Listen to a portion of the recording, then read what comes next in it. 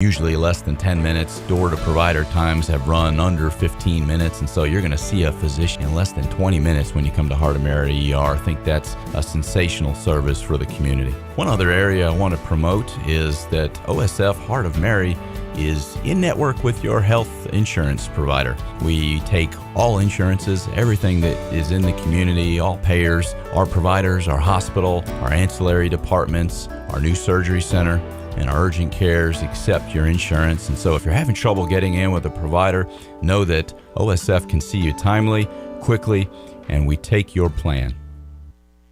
You're listening to WSJK ESPN 93.5 Tuscola, Champaign-Urbana, your home for the St. Louis Cardinals. Appeals. However, court records show he has won a temporary delay in rulings that bar him from running New York businesses and taking out loans from New York banks. An execution on hold in Idaho after officials weren't able to get a lethal injection line in for one of the longest serving death row inmates in the U.S., Thomas Eugene Creech. He's now 73 in prison since 1974. Mr. Creech at this time is back in his cell in F block. We are planning to allow the death warrant to expire because we don't anticipate a change in status or circumstance that would allow us to continue with the execution today. Idaho Correction Department Director Josh Tewalt says they'll consider next steps. Creech was convicted of 5 murders in all, suspected of more. His original death sentence had been reduced to life in prison, but he was sentenced to die again for beating a man to death in prison. Stocks finished lower, the Dow down 23 points at the bell. America is listening to Fox News. Hello, America. It's Ted from Consumer Cellular, the guy in the orange sweater, and this is your wake-up call. If you don't have Consumer Cellular yet, now is the perfect time to switch and save. For a limited time, new customers can get wireless service for as low as $15 a month for your first year. Yep, the same exact nationwide coverage as the leading carriers for $15 a month for an entire year. What are you waiting for? Call 1-888-FREEDOM or visit ConsumerCellular.com and use code RADIO15. See ConsumerCellular.com/firstyear15 for promotional details. Life insurance. Why are you putting it off? Can't afford it? Too much hassle? Think you don't need it? There's lots of excuses for putting off life insurance. But if you weren't there, who would pay the mortgage and other bills? With Ethos, you could be covered in 10 minutes and boom, family protected. Ethos, fast and easy online term life insurance. Up to $2 million in coverage with no medical exam. Some policies as low as $1 a day. Answer a few health questions and get your free quote at getethos.com. That's getethos.com. Senate Republicans will have a new leader for the first time in nearly 2 decades. Mitch McConnell announcing he'll give up the post later this year. The president says he has a great relationship with Senate Republican leader Mitch McConnell, telling reporters in a shouted exchange of questions, President Biden says McConnell never misrepresented anything. The two served together in the Senate for more than 20 years before President Biden was elected vice president in 2008. McConnell announced while he will finish his current Senate term, he will step down as Republican leader in November, a post he's held since 2007. Fox's Jared Halpern at the White House. With a partial government shutdown possible Friday, there's word of a possible 1-week spending bill. A Republican source telling Fox News that could get a vote tomorrow, allowing time to vote on several appropriations bills next week. The son of a conservative congresswoman is arrested in Colorado for multiple felonies. Police in Rifle, Colorado say they've arrested 18-year-old Tyler J. Bobert following, as they put it, a recent string of vehicle trespasses and property thefts. He's facing 4 felony counts of criminal possession of ID documents and over 15 misdemeanor and petty offense counts. Tyler Bobert is the eldest son of Lauren Bobert. And earlier this month, the congresswoman was given a restraining order against her ex-husband, Jason, after she said he made threats of harming himself and her. He's denied that, though he was arrested in January, accused of misdemeanor assault and criminal mischief. Bobert, who represents Colorado's 3rd district, has announced she's running in outgoing Congressman Ken Buck's 4th district.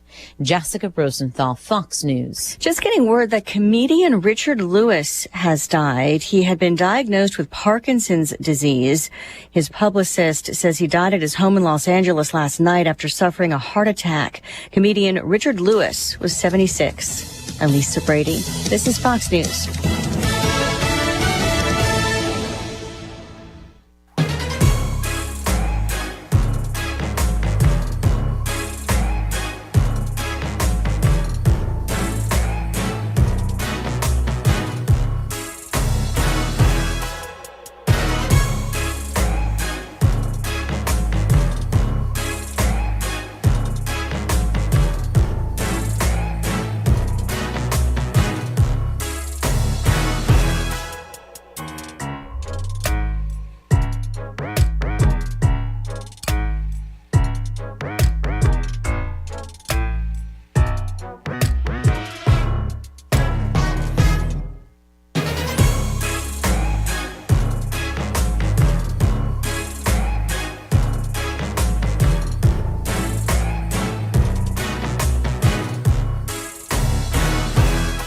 Hey, what's up? It's The Drive with Sandpiper, ESPN Radio 93.5. Derek Piper riding solo today. Yes, we're trying something new here. No, it's not for the long term. It's out of necessity more than anything. Unfortunately, St. Thomas More loses last night in their sectional game against Lexington. Lante has taken the opportunity, a little bit of gap in between Andrew's schedule for basketball and then baseball getting started up, to go to a familiar place, that being Florida. We know our good buddy likes the sunshine. Hopefully he enjoys his time down south. A couple of brewskis on the beach, poolside bar, what have you. He made his way down there today. We'll be out the rest of the week. We'll be back next week. Kyle Tosk, unfortunately, is a little under the weather. Said that he would be sounding terrible on the radio today, so we gave him the day off. So you have me, and only me, at least for this first segment. I've booked some guests that I'm excited about as we go along. At 3:30 here coming up, we're going to talk to Isaac Trotter, 24/7 Sports. Look forward to diving in deep into college basketball, his thoughts on the Illini as they're in the stretch run of the regular season, what he's seen here recently, what he's projecting as far as their final stretch. We can look at not only the Big Ten picture, which I think on the whole Illinois fans know that it would take something unforeseen to make this a Big Ten title chase once again. It's a 2.5 game lead for Purdue with only, I think, 3 games left for them. Illinois has 4, including tonight. It's a game day, by the way, in Champaign. Illinois against the Minnesota Golden Gophers. 8 p.m. tip at State Farm Center. That'll be on BTN. You've got Kevin Kugler, Stephen Bardo, Andy Katz on the call on Big Ten Network. I'll dive into that matchup here coming up, and we'll talk about that as we go along. At 4:05, Joey Wagner, IlliniInquirer.com. We'll pivot a little bit to the football side and talk some NFL draft combine, where Joey was over there. Once again, it's kind of going to be a nice routine or a ritual every offseason if Illinois has a prominent name or names to go over there and have our website cover, and obviously the Illini attention over there. So I think that's something that I'm definitely looking forward to. Number one, just having Joey set the scene of what it's like over there at the Combine. And, you've got like all the general managers over there, and Ryan Poles was doing an interview. And, of course, Bears fans out there on pins and needles waiting to see Justin Fields or moving him and positioning yourself to draft Caleb Williams. So that's going to be interesting as that happens. But I want to pick Joey's brain about what Johnny Newton had to say today. I know that he had surgery last month on a foot issue that has kept him out here recently of some action. Didn't go to any like the Senior Bowl or anything like that. I don't know that he would have anyway, but he is not going to participate in the NFL Draft Combine and will hope to have a pro day before the draft. So we'll get Joey's thoughts on that and just kind of the current status for him. Keith Randolph, who I know spoke today as well, and kind of what he had to say. Someone else that's been dealing with an injury, or at least he did through the season, and maybe wasn't 100%, which we knew. He missed a little bit of time, but still someone that should be at least a mid-round pick and have a chance to be a very productive pro and work his way into the mix there. So, and then on the offensive side, Isaiah Williams. I don't know that he was made available today. I'll have to get the latest from Joey. I know he was churning out some content for Illini Inquirer. I saw he's already got a story up on the front page on Johnny Newton. So definitely check that out if you're interested.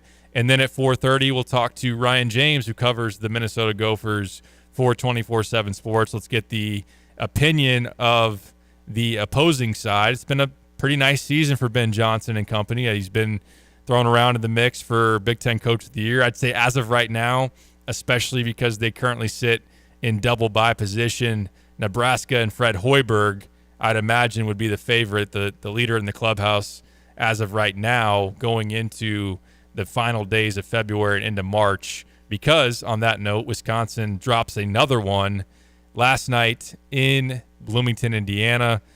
Kind of a wacky scene there at Assembly Hall with the fire alarm and clearing out the building. 20-minute delay. It was a tie game. I know Greg Gard wasn't too happy about that and had kind of a snarky or just sarcastic comment about whoever from Indiana pulled that, was making a bold and wise decision because Wisconsin was making a little bit of a run. They had been trailing, I think, by as many as 15 there in the first half. But, man, Greg Gard's team was a squad that was at the top of the Big Ten standings with Purdue for a while. Seemed to be, I think for the most part, everyone has continued to tab Purdue as the best team in the Big Ten, even when Wisconsin was in much better position. But they were solidly planting their flag in that number 2 spot for a while, especially when Terrence Shannon Jr. was out for the Illini. Were, I think, projected as highly as a 2 seed, definitely a 3 in the NCAA tournament, but their stock continues to fall. They went only 2-6 in the month of February, so they're reeling. The Illini get them this weekend in Madison. That's going to be a big game for Illinois in terms of, even though the Badgers haven't been playing their best and have slipped a little bit of late, that's still a quad 1 opportunity for the Illini, and as of right now, they have 3 quad 1s to finish out their regular season. Don't foresee any reason for that to change because you have at Wisconsin, that'll be a quad 1 for sure. Purdue on your home floor, definite quad 1. And then Iowa in Iowa City. The Hawkeyes win last night against Penn State. That's been for a while now, pretty much the entirety of the season or most of the last 2 months, slotted as a quad 1 opportunity, and that will hold with the late season rally that Iowa has put together. They're still on the wrong side of the bubble, needed that game in Champaign, I think, really to put them back even on like that first 4 out line or thereabouts. But they'll need to win at Northwestern, which is coming up, I think, either this weekend or early next week. And then they got Illinois in the regular season finale on their home floor. So that's kind of where things sit. And that brings us to tonight's matchup against Minnesota for the Illini. You look at Illinois, 20-7 overall, 11-5 in the Big Ten. They're in sole possession of second place in the league. I think a half-game lead over Northwestern. And who is next there? Is it Northwestern is 10-6 because of the loss last night. I knew there was another team, but Wisconsin was 10-6 going into last night. They're now 10-7. Nebraska 10-7. On the note of Minnesota, they are 17-10, 8-8 in the league, so they're middle of the pack as far as the Big Ten goes. To make a push to the tournament, it's going to take a lot of work for them here in the final stretch of the regular season and into the Big Ten tournament. They have at Illinois, home against Penn State, home against Indiana, at Northwestern, so it's manageable for them. They would really, really need a signature type of win on the road, and that's kind of been their real bugaboo this year. While they've had a pretty good season and they've gotten some good wins at home, for the most part, they beat Michigan State at home, they beat Northwestern at home, beat a team in Rutgers that's playing better of late, although that's not one that looks fantastic on your resume. Maryland, they beat in a close win there early January. Again, another team that doesn't look fantastic on your resume. So really, there's not a lot of meat on the bone, and maybe it is just a conversation that isn't going to matter a whole lot. They're 67th as far as Ken Palm and the net. I think they're 77th. So we're probably really talking about more of an NIT positioning and trying to put them in that situation on the Gophers side of things. But road game at Illinois, road game at Northwestern, those will be quad 1 opportunities. But in terms of the Illinois vantage point tonight, there's really not a ton to gain, and that's kind of what stinks about a game like this, is where it can definitely hurt you a lot more than it can help you. I do think as far as trying to further some momentum and build some positive vibes and positive things on the court before you go into this stretch of 3 quad 1s in March, certainly there's some things that Illinois can look for tonight and try to get out of themselves after a nice close to the game against Iowa, 95-85, and the defense definitely buckled down in the final 12 minutes, only allowing 21 points and allowing Iowa to only shoot 33% during that stretch. So we'll see if that carries over tonight, because I think that Minnesota is, offensively in particular, going to be a decently tough matchup. This is no longer a pushover Minnesota team, as we've seen in years past, where they come in and they're very, very clearly at the bottom of the league, maybe in the mix with Nebraska for the dead last spot as far as the Big Ten tournament goes. But with Dawson Garcia, who Illinois fans are familiar with, Illinois nearly got him in the transfer portal after he left Marquette and came down to Illinois and North Carolina. And I remember, I forgot I was out on the road covering, I think, an AAU event. Just that night, it seemed like Illinois thought they were going to get him, and then something switched by the morning. And I know that at the time there was reports, and I talked about it, that North Carolina came in with a big NIL projection. Remember back then where it was projections, not actual like guarantees, or it's gotten more and more complex and more in depth in terms of, you know, talking to collectives and that whole kind of deal, especially now that there's been that essential gag order, or whatever you want to call it, temporary restraining order is the actual term, that the NCAA can't really hold anybody accountable as far as that goes after the court ruling, that you can have direct pay-for-play conversations with boosters, with collectives and whatnot. So that can be a very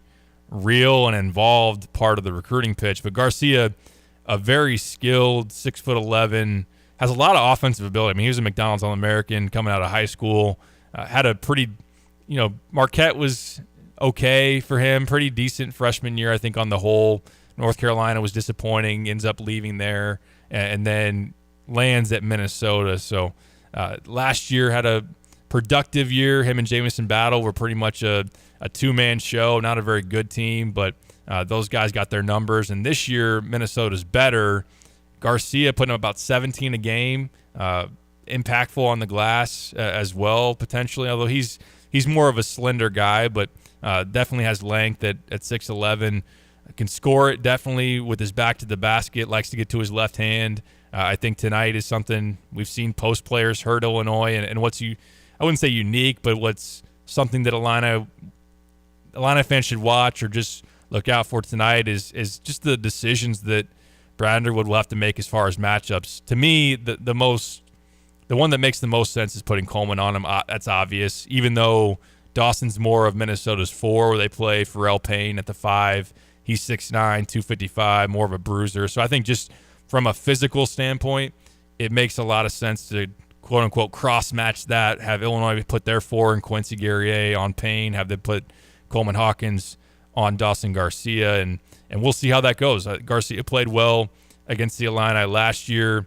and had, I think, 18 points in one game, 17 in another, and he was playing their 5 last year, though. He, for the most part, drew a lot of the Dane-Danger matchup when Dane, of course, was playing a lot more minutes last year, and it was kind of that contrast. I remember in those matchups, Dane could bully him a little bit inside, and on the flip side, Garcia could take Dane out to the perimeter, and he's a capable three-point shooter, not a knockdown guy, and really looking at some of his numbers as I was putting together my preview, it is a situation where his jump shot was more consistent last year than it has been this year. The difference for him is that he's been much more effective with his back to the basket in the post, and he's also drawing fouls at a much, much higher rate this year. So that's something that Illinois will have to look towards. On the whole, I think that Illini fans should feel pretty encouraged with the way that this front court has performed of late. We know that Amani Hansberry has been coming along here recently and only continues to have fans clamoring to see more and more of him. And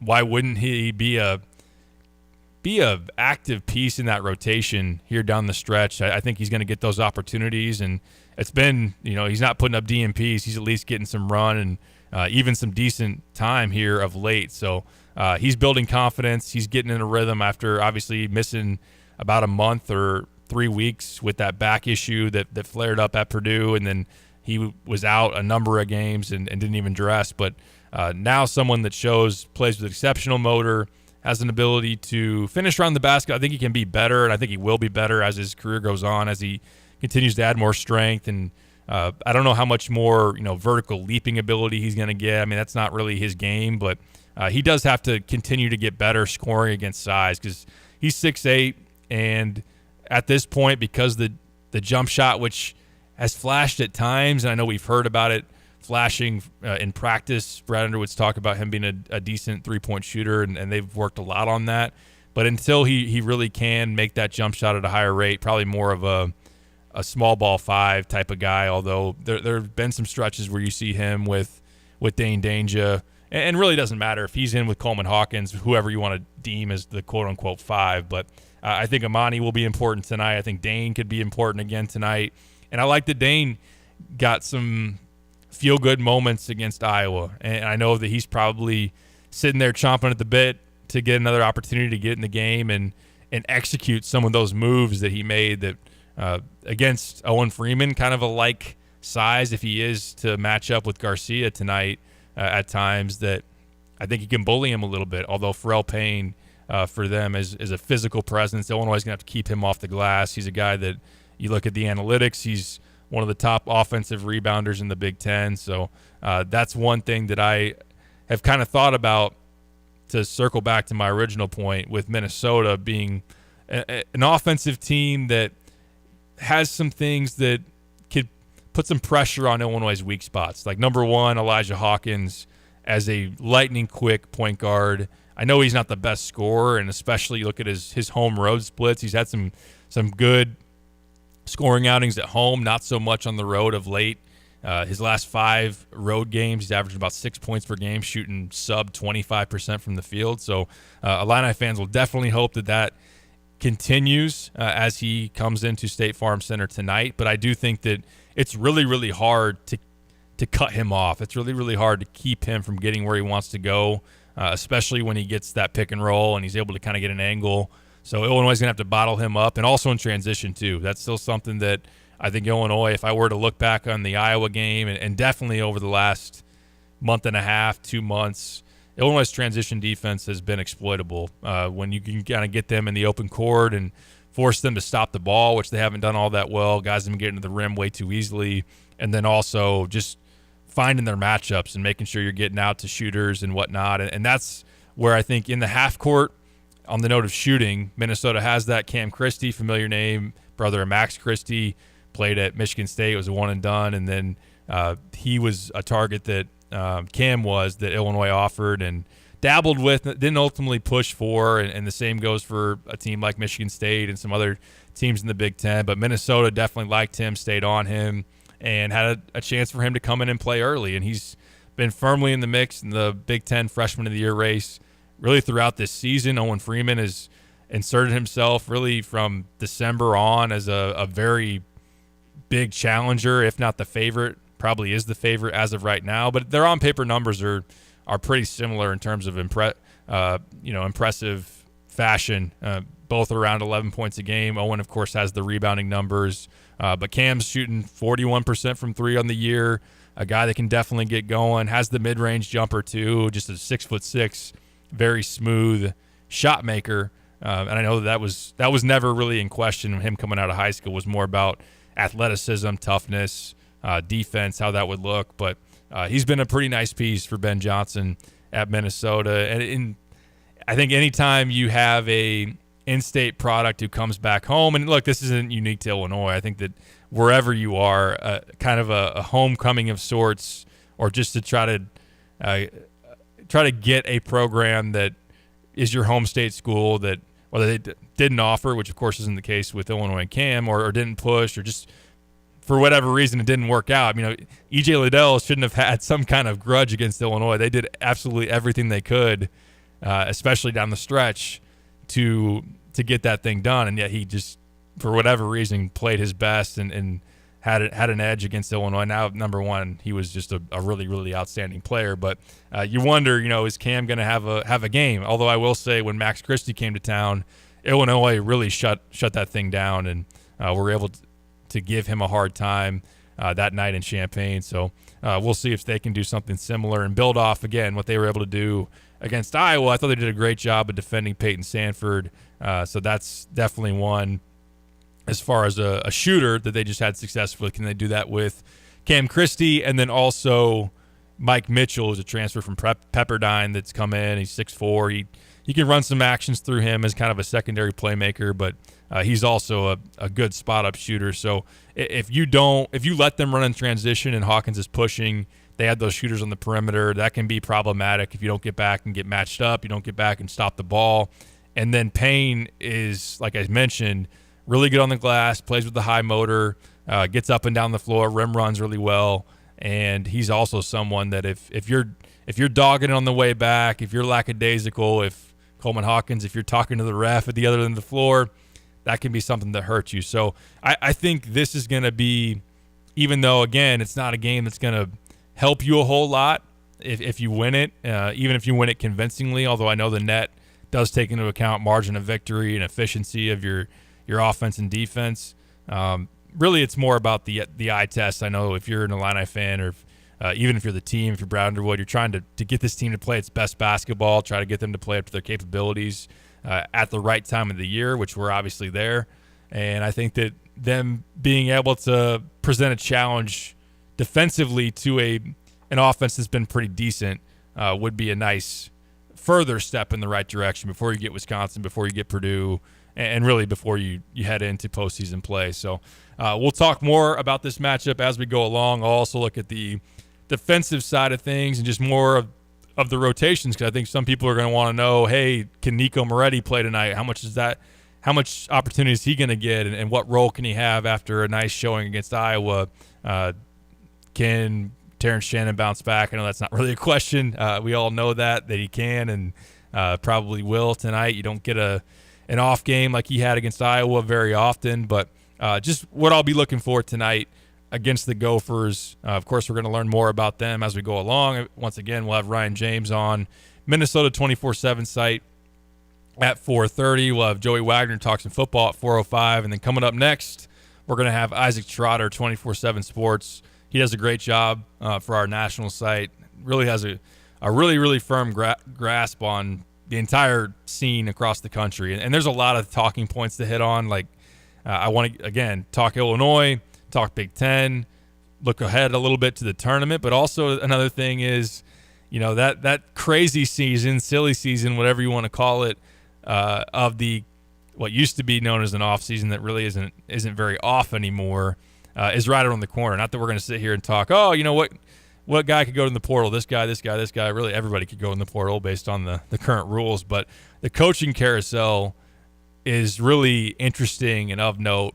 Luckily, on Illinois' side, not for them, but Ohio State. I want to get Isaac's thoughts on Sean Miller and Greg McDermott, although I know he just signed an extension at Creighton, so maybe that takes him out of the mix. I just want to see what Isaac has heard or thinks about Ohio State, Indiana, who gets a win last night, but, man, their fan base is pretty much rooting for tank mode. Of course, I've been there as a Bears fan, or, just how that ultimately is, what Isaac thinks about Mike Woodson. And there's been a name, I'm sure those that are on social media have probably seen it, but there's this particular name, one that fans actually hate very, very much around here, that has been floated as a potential option for Indiana if they were to go in another direction. I want to ask Isaac about that when we have him on next on the Tapman's Towing phone line. So stick around for all that. If you want to weigh in, you can. 217-359-2255 on the U of I Illini Link text line. Questions, thoughts, predictions for tonight, hit me up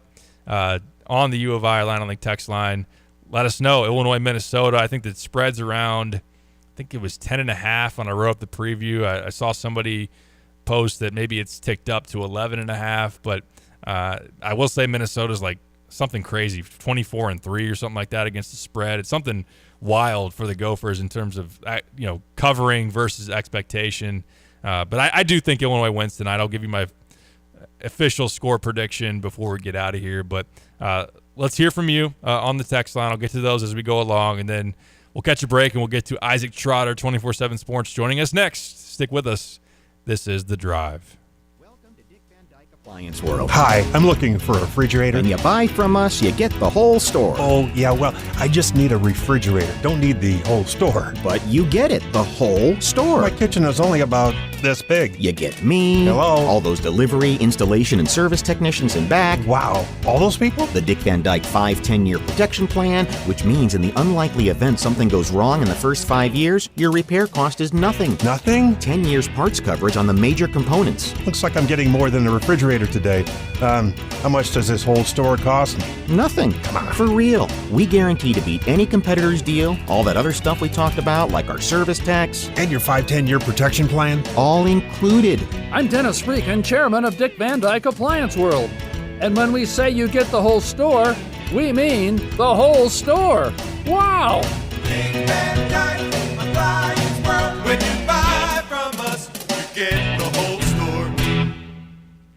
Hi, this is Amanda Jean, the founder and planner of Inspire Your Wedding and Events. After the big yes, are you daydreaming about the big I do? Join us for Premier, interactive, immersive, inspirational wedding showcase to bring together vendors and couples from all over Central Illinois for your big day. Come away with ideas and vendors that will make your wedding one of the most inspiring days of your life. Save the date on Saturday, March 23rd at the historical and unforgettable Orpheum in downtown Champaign. For complete details, visit inspireyour.com. That's inspireyour.com. Here's your OSF Healthcare Medical Minute. Hi, I'm Dr. Ahmad from OSF Pain and Spine Center in Urbana, and I wanted to emphasize the importance of how common back pain and neck pain is and some of the things that can cause that. Back pain is as common as the common flu, and everybody in their life gets some back pain. The most common reason is posture problems or some injuries. And therefore, if initial posture adjustments, some exercises, or anti-inflammatory medicines don't help, it is important to get a hold of a physical medicine rehabilitation doctor to get examined and see if there are any red flags about any nerve injury, or get bones looked at by an x-ray. For more information, visit osfhealthcare.org. Want unbeatable prices on your next furniture purchase, but also seeking that local hometown feel? Look no further than Kelsey Furniture in Tuscola. Customers rave about their friendly, established staff, as well as their great selection, amazing prices, and second-to-none delivery service. They're a third-generation local business, and they've always got your best interests at heart. Find the look you love for less. Open 9 to 5 Monday through Saturday, but always available online at kelseyfurniture.com. That's kelseyfurniture.com. Hi, this is Chris Jackson with Kramer Siding and Window. And whatever your project, you can count on Kramer Siding to offer you the best products backed by the best warranties in the business and a lifetime of great customer service. And right now, you can save 10% on roofing, sunrooms, and decks, get 15% off gutter helmet, and you can save 25% on preservation siding, windows, and doors. So call today or visit us at kramersiding.com and let's get started on your project. When you need to cash out part of your retirement savings. I'm Ginny Cosola with your Fox Business Tax Tip. Coming up. Kelly's Accounting does all tax types, individual, corporate, trust, partnerships, and estate, plus payroll and bookkeeping services. Your guardian angel in the finance department. Call their Monticello office, 762-5509, or visit kellysaccounting.com. The required minimum distribution, RMD, is the amount of money you must withdraw from your IRA or other retirement account if you reach the maximum age. CPA John Lieberman, Managing Director of Pearlson Wiener, says if you didn't, you'll be penalized. If you're age 73 or older, you should have taken out your RMD distribution prior to the year end, because there is a 25% penalty on any of these undistributed funds. If this is the first year you owe, you can pay it on tax day. Ginny Cosola, Fox News.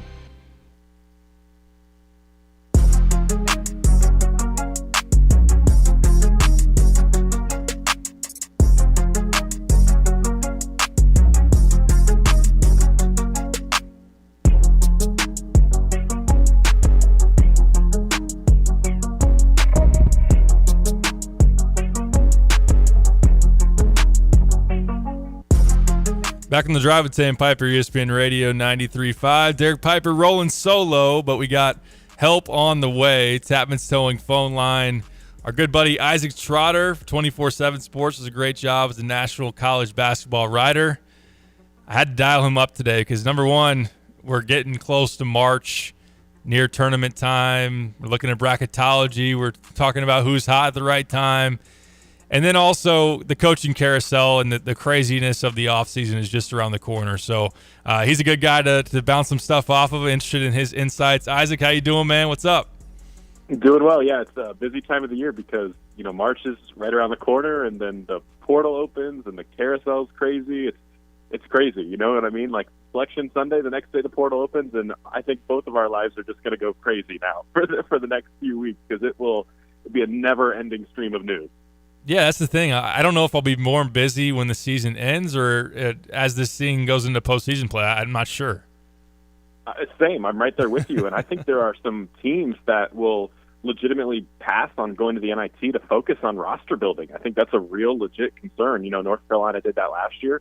I don't think they're going to be the only team this year. So I'd be on the lookout for those teams that, you know, are on the bubble right now. If they don't make it, they could just pass on it and just get ready for the offseason, because that's almost more important than anything right now. That's a good point. Does Michigan pass on the CBI then, you think? We never know. Is there a tournament worse than the CBI that they could qualify for? The Gus Macker, I think. I genuinely don't know.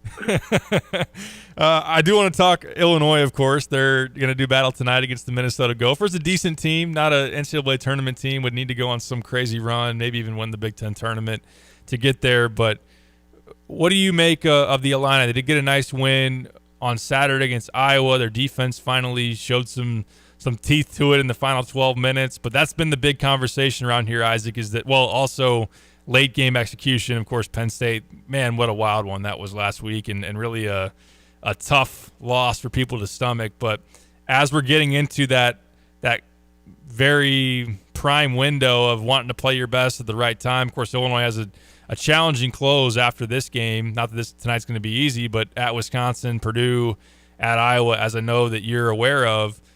What are you seeing from Illinois right now? How concerning is the defensive end? And just as of this current moment, what do you make of this Illini squad? Yeah, I mean, this is a big-time opportunity tonight, just because you look, if you're trying to map out the path to a 3 seed, right, that probably includes a Minnesota win. You kind of have to win tonight in order to do that. And, you know, Minnesota's not an easy matchup, right? Like, when you look at some of the advanced metrics with them, they've been terrific at you know, guarding the rim. Teams are shooting just like 52, 53% at the rim against them. They've pivoted to a really big lineup, Burrell Payne and Dawson Garcia on the floor. So I think Illinois' size will have some tests, right? Like, you have to be ready to go on the glass and keep them off of the glass as well. But you look at their smaller guards, maybe Marcus Damask, that sets up for him to potentially get back to his booty ball action a little bit, or maybe Ty Rodgers can take advantage of some matchups against some of those smaller guards, those Elijah Hawkins. Mike Mitchell is another guy who's smaller that Illinois could potentially go after. So it's a game I think Illinois should win, and you got to win if you really want to think about a 3 seed. And, you know, overall, I feel like this group, I wonder if Penn State was an eye-opener for them to really get back and get focused on what makes us good. And I think that there's been some real questions about, like, hey, can we get a stop when we want to and when we really need one? Like, they couldn't get that against Northwestern late in the game. They couldn't get that against Michigan State. They really couldn't even get that against Nebraska late in regulation. And I think this group, in order to go where they need to go, they have to be able to, you don't have to necessarily be an amazing defense, but you have to be able to get stops when you need them. And if they can start tapping that button a little bit in March, I think we can have a different conversation, because the offense obviously is, you know, one of the best in the sport. Yeah, Isaac, I wanted to get to that point with you, or that question is how good does this defense need to be? Of course, it's an inexact science, because you look at, you know, usually the range to be primed for a Final Four, you want to be top 25 offense and defense. Purdue was that last year and lost in the first round.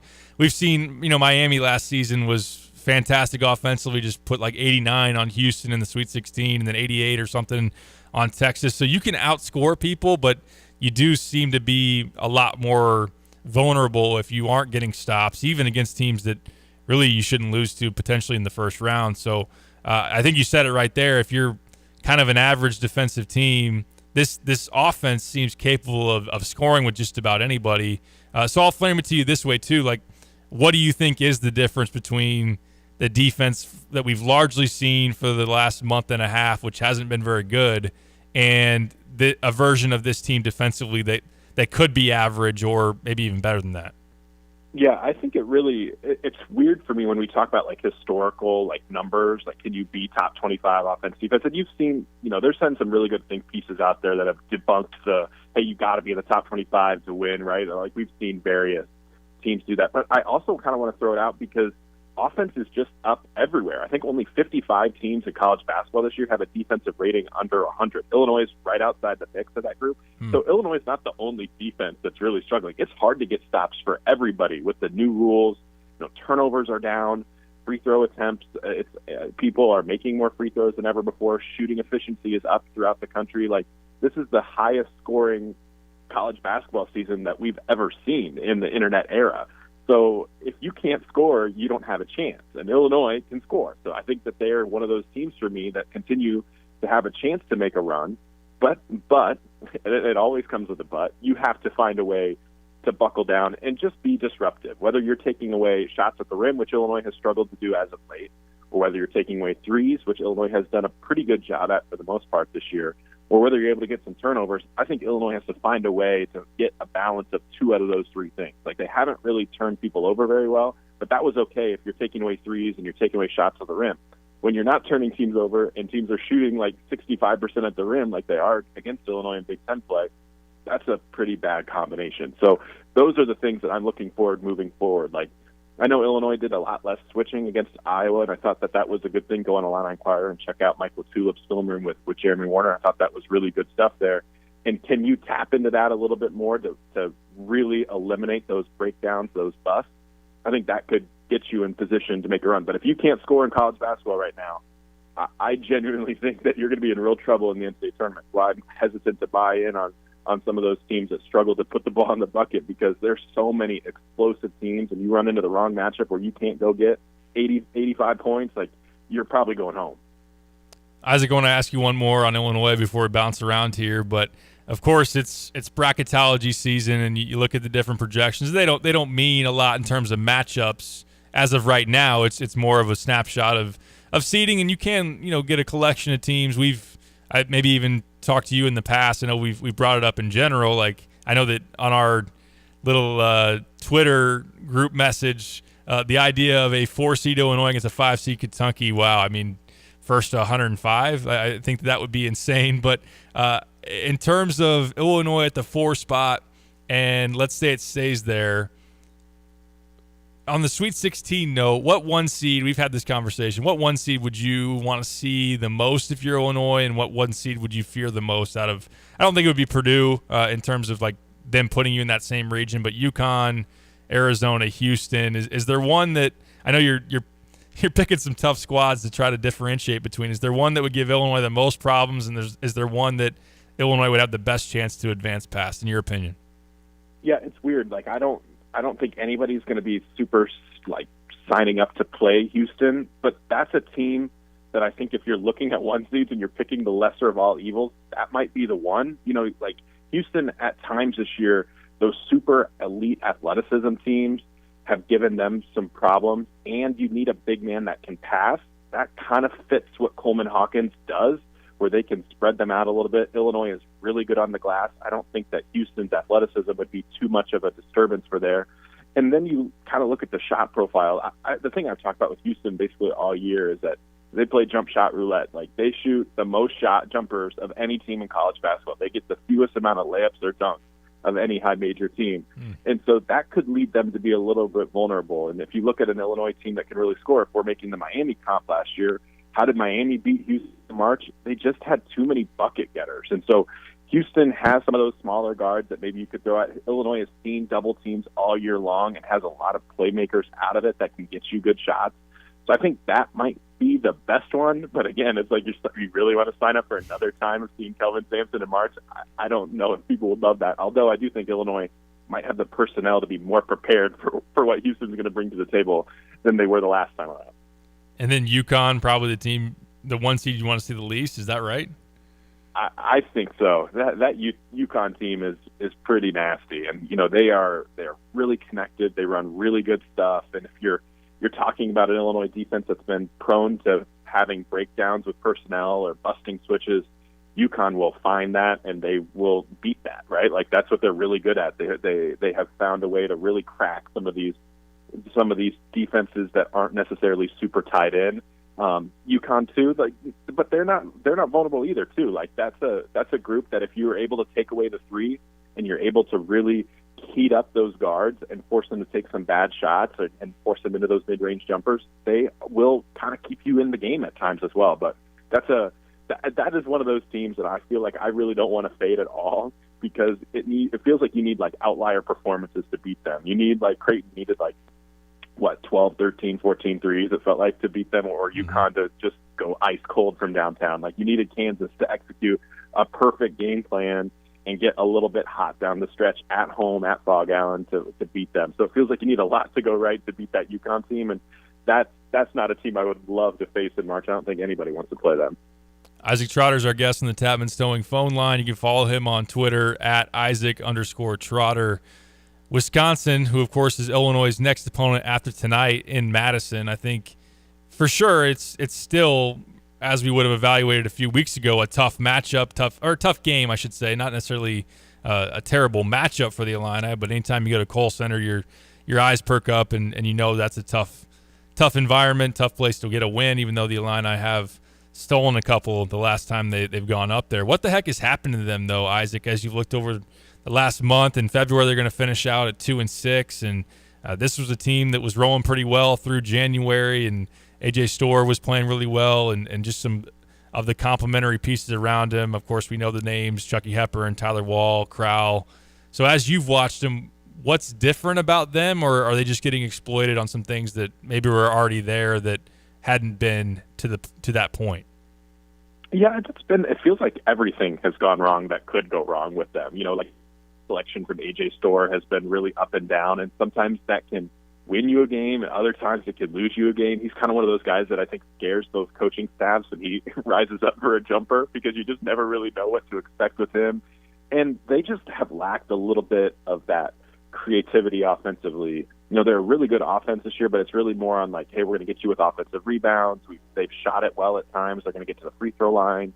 But when they need a bucket, it's A.J. Storr, and then it's a post-up maybe to Tyler Wall, and then it's kind of it, right? Like Chucky Hepburn has really struggled this year to really find himself offensively. Max Klesman had a couple really big heaters, but that kind of came back to earth a little bit. And they play too big, too, which also jams up their spacing at times. And defensively, they haven't been that same type of Wisconsin-level defense that you would expect. Teams have scored at the rim at will, which feels weird, right? When you have Tyler Wall and Stephen Crowell on the floor, those are one of those teams that I'm kind of ready to fade in March, just because if you're giving up that many shots at the rim and that high of a percentage, teams are shooting in the mid-60s against Wisconsin at the rim when you're playing two bigs. That feels scary to me. So it's a talented team. You know, at some point, they're going to pivot from being overrated to underrated, and maybe we're going to get to that point soon where they're going to be a little bit underrated. But there's a few too many holes in this profile for me to get on board with them as, you know, a team that I think could make a deep run in March. Now, you never know, right? You could get hot, you get the right matchup. Hey, maybe the 13 seed upsets the 4 seed in Wisconsin, who somehow gets a 5 because they've had a really good early season resume, is able to work its way into the Sweet 16. But it just doesn't seem like a group that is really, really meshing at the right time, and they just have a few too many holes. Outside of Illinois and Purdue, who would you bank on out of the Big Ten teams to go on a run? With Wisconsin, it's kind of, I guess I'm asking, and we don't even know, obviously, with Illinois, if they're in that 4 seed line or drop to a 5 or what have you, that you're playing a toss-up game more than likely in the second round and anything can happen. But is it going to be another March with the Big Ten not having very many? I think that's probably the line of thinking for most, very many in the second weekend and beyond. But if it's not, you know, if say Purdue gets there, which would be expected as a 1 seed, if Illinois does make it there, is there another team that you would think that could get there as well? Man, I keep looking at Nebraska. You know, they're top 40 on offense and defense, so they kind of have given themselves a chance to have a chance. Mm-hmm. And it's a really old veteran group. I'm just kind of worried about what seed they're going to get. Like if they're, I mean, it's really not set up for them to go on a run, because if they're a 9 seed or a 10 seed, like we've seen some outliers, like maybe FAU did it, but it feels like it's hard. And the Big Ten, again, like they haven't given themselves a great chance to have a lot of teams to go deep, because Illinois, Purdue, and Wisconsin are probably the only ones that are going to be in position for a top 6 seed. Everyone else is going to be in that hell of the 7 to 10 range, where it's just really hard to advance on the second weekend. But if you're looking for a team, I think it is Nebraska, just because you have Casey Tominaga, obviously getting red hot, but CJ Wilcher is another guy who can really shoot it from 3. If they just have one of those guys get going, along with Rink Mask, along with Bryce Williams, Juwan Gary's healthy now, which I think is a big help for them. He can really guard a lot of different positions. Their role players are really nice as well. You know, Sam Hoiberg's come off the bench and been awesome defensively for them. So they have a different gear that I think they can get to, but that would be the best bet. But other than that, it feels like everyone else feels pretty much destined to, to be an early exit just because, one, they're not playing great, but two, the seed that they're getting just makes it a really uphill climb. Yeah, it was crazy, Isaac. I was looking at Torvik over the last month, and to see Nebraska number 1 in the country in defensive metrics since February 1st was definitely a surprise to me when I was looking that up. Did not anticipate that.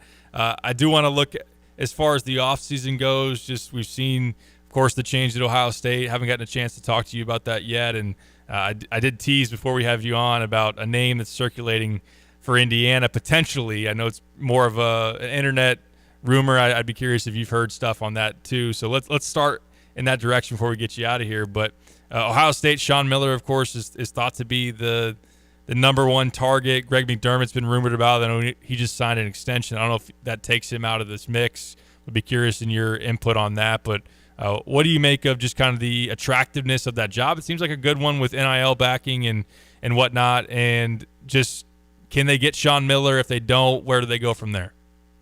Yeah, that's a job that I think a lot of people want, especially when you factor in the guys on the roster that you could potentially retain. And, Grant McCasland went to Texas Tech and was able to keep Pop Isaacs there. And we've seen, St. John's, Rick Pitino goes there. He's able to keep Joel Soriano. So if you're a coach going to Ohio State and you get a chance to keep Bruce Thornton, Roddy Gale, Felix Okpara, Scotty Middleton, Devin Royal, those young guys, that's pretty attractive. So I think that McDermott was certainly near the top of their board, and he was pretty much ready to go, and then they beat UConn, and it kind of has pivoted to a situation where I think that new athletic director there got a message from the higher-ups that if you let Greg McDermott walk out the door, there was going to be a problem. So I'm not surprised to see that extension kick into place there.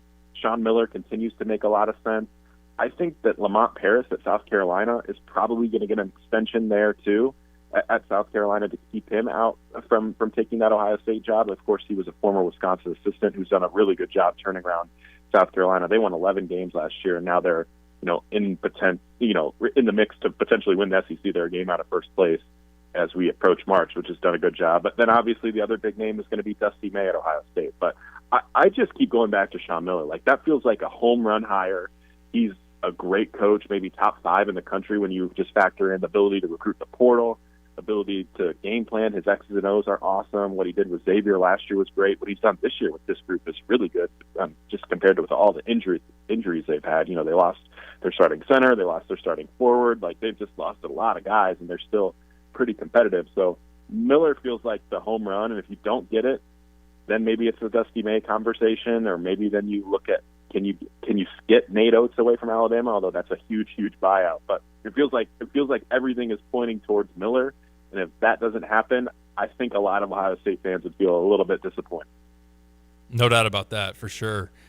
Indiana. So it was funny I was reading through their board last night and reading some of the pregame stuff before Wisconsin. And look, I've been there before as a Bears fan where you want your team to lose. And it seems like that is kind of the direction this thing is going, where Mike Woodson, anytime he's been quoted here recently, it's not only having us on the outside rolling our eyes, but Indiana fans are pretty fed up and not excited about what's going on there in Bloomington. But Bruce Pearl is a name. One, I know, Isaac, with you having been an Illinois alum, how Indiana is thought of around here. Throw Bruce Pearl into the mix, and oh my goodness, what I don't know if that elevates the rivalry. I don't think Indiana looks at Illinois any differently, but boy, just the disgust that Illinois fans would have. Do you think that's realistic? Number one, is there how big of a chance do you think, from your vantage point, of Indiana getting rid of Mike Woodson and just the idea of Bruce Pearl? Is that something you've heard of, or could you see that happening? That would be wild. That would be wild. I mean, think about the personalities in the Big Ten if Bruce Pearl was there. Wow. Tom Izzo, Bruce Pearl, Brad Underwood. I mean, some of these officials would have to put hearing aids in so they don't have to hear some of the words coming out of the mouth of these coaches that would be after them, right? That would be absolutely. So I haven't heard a lot of Bruce Pearl to Indiana buzz, but I guess it would make some sense, right? Bruce Pearl has done an absolutely outstanding job at Auburn. That's a football school that he has turned into a big-time basketball program. The Jungle is one of the best home court advantages in all of the sport. He took them to the Final Four in 2019, back-to-back tournaments. in position to go to a third straight tournament this year. Like he's done a phenomenal job. I just feel like he wouldn't leave there with how they have it humming, especially on the recruiting trail and their sell in the portal. But like with Indiana, when Indiana comes calling, I think you probably have to at least listen to the conversation, right? It's potentially one of the better jobs. We know that they have great NIL resources. They flex their muscles in the transfer portal the last couple of years, but it hasn't necessarily fully worked out. And I just assumed that Mike Woodson would probably be allowed to go out on his terms, of that next year or whether that's the following year. But I think that this late season swoon has started to put the writing on the wall. I mean, Indiana's outside the top 100 on KenPom right now. Like that just doesn't happen at a program like that. That hasn't happened in well over a decade, since the Tom Crean, like 2009, 2010. I mean, rattle off the names on that team. What was that? Perdell Jones, early Christian Watford, Mo Creek, right? Like those are some of those early days. It's been a minute since Indiana has been this bad, and you just have there's no excuse for it. You're Indiana. You're in year 3. You have NIL. You have a great sell with Trace Jackson-Davis and Jalen Hood-Schifino in the NBA, and to be this rough, it just doesn't make sense. So I think they'd be in the best interest of the program to make a move, but I really don't know if they're going to do it, because Mike Woodson is a program guy, right? A former player. And I think if we've seen anything, we know that those type of guys who have put blood, sweat, and tears into those programs, they get a little bit of a longer leash from the administration. There's no doubt about that, but it is a situation like you're kind of hitting on. Number one, Indiana's not a place that's patient. Number two, when you get NIL and the chance to have a big offseason to really change the direction of your program or your team, it's hard to maybe go against that. And then also it seems like just a lot of names in the mix, some big heavy-hitting type of names in this coaching cycle that could potentially be out there. Could be a real window of opportunity. I know that Dusty May, if he doesn't go to Indiana, maybe that's one that they've thought about, or maybe it is even a bigger fish. But real quick before we get you out of here, on the note of outside the top 100 on KenPom and being an alum in a certain program, is Juwan really going to stay? Because that's been some of the reporting, but in terms of bottoming out, man, that's been brutal there in Ann Arbor. Yeah, I don't think they're going to fire him. I really don't. Wow. I think if he leaves, it's retirement, or not retirement, resign/move or health-related stuff. But I don't see them firing him, and I don't know why, but that's kind of the word on the street right now, and that just is what it is. Maybe you give him one more chance to turn this around. He has talent coming in. He has a top 40 guy in the class of 2024 coming, but it just feels like the writing's on the wall. It's Michigan basketball. You were not in the Final Four that long ago. Like, it should not be this bad, and so it's just wild to see Indiana and Michigan this bad. Like, it's never happened in my lifetime where both of these programs have struggled at the same time at this expense. And I don't think a lot of people saw it coming heading into the year. Isaac, you do a great job, a lot of knowledge. We appreciate you taking the time to chat with us and to provide me some company on this lonely day. So it didn't feel so lonely talking hoops. We appreciate you, and we'll catch up, especially as we get into March. So thanks, man, and we'll talk soon. Thanks for having me. Anytime. Absolutely. Isaac Trotter does a great job, 24/7 Sports. Once again, follow him on Twitter at Isaac_Trotter. Busy show continues to roll on. Joey Wagner coming up next after this break. Then Ryan James, before we get out of here, he covers the Minnesota Gophers for the 24/7 Sports site. We'll get his thoughts on Illinois and Minnesota tonight. Once again, 8 p.m. Central, State Farm Center. I should mention, if you're going to the game, say you don't want to pay for parking, you want to get dropped off, it's cold out there, you want to get dropped off right at the front, Pia's fan bus leaves 45 minutes before tip-off. Pia's on Springfield Avenue, great place to have some drinks, have something to eat. Go over there, say that the drive sent you, and saddle up on the fan bus. They'll drop you right off. They'll pick you up after the game, take you back to Pia's. It's a good deal. So, all right, speaking of good deals, Joey Wagner hopping on the Tapman's Towing phone line with us next to talk NFL Draft Combine. Stick with us for that. This is The Drive. Thank you for choosing 2 Men in a Truck. How may I help you? Hi, I have a strange question. What happens if it snows on moving day? I don't want my furniture to get wet and destroyed. Well, that's not strange at all. We have the same concerns for your furniture. With over 9 million moves completed, our team is experienced to handle any weather conditions. Because we pad and stretch wrap your furniture before we put it on the truck, we'll make sure your belongings are safe and dry no matter what the forecast says. Not sure how your move is going to work? Go to 2minuteatruck.com for your free estimate. Bet like the pros with the world's largest sports book right at your fingertips. Circus Sports is now available in Illinois. Hi, I'm Derek Stevens. I've been a lifelong sports bettor, and I'm the owner of Circus Sports. We're excited that the Circus Sports app is now ready for action. Experience big app bets with high betting limits, tight money line splits, and more. Now you can download, fund, and bet like a pro from anywhere in Illinois. Download your new bookie today at circusports.com. If you or someone you know may have a problem with gambling, call 1-800-GAMBLER or text ILGAMB to 833-234. You're listening to WSJK ESPN 93.5 Tuscola, Champaign-Urbana, your home for the St. Louis Cardinals. But give up his leadership post in November. Believe me, I know the politics within my party at this particular moment in time. McConnell, who turned 82 last week, says it's time for a new generation of leadership, but he's also faced pressure from allies of the former president. There was tension between McConnell and conservatives for years. Former President Trump wanted McConnell out.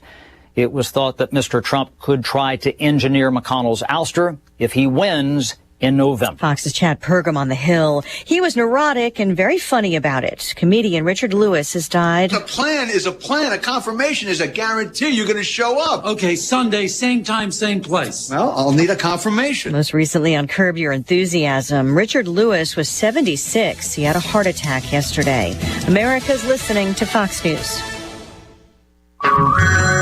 Hey everyone, it's Ted from Consumer Cellular, the guy in the orange sweater, and this is your wake-up call. If you're paying too much for wireless service, you don't have to keep having that nightmare. Consumer Cellular has the same fast, reliable coverage as the leading carriers for up to half the cost. So why keep spending more than you have to? Seriously, wake up and call 1-888-FREEDOM or visit consumercellular.com. Savings based on cost of Consumer Cellular single line 1, 5, and 10 gig data plans with unlimited talk and text compared to lowest cost single line postpaid unlimited talk, text, and data plans offered by T-Mobile and Verizon January 2024.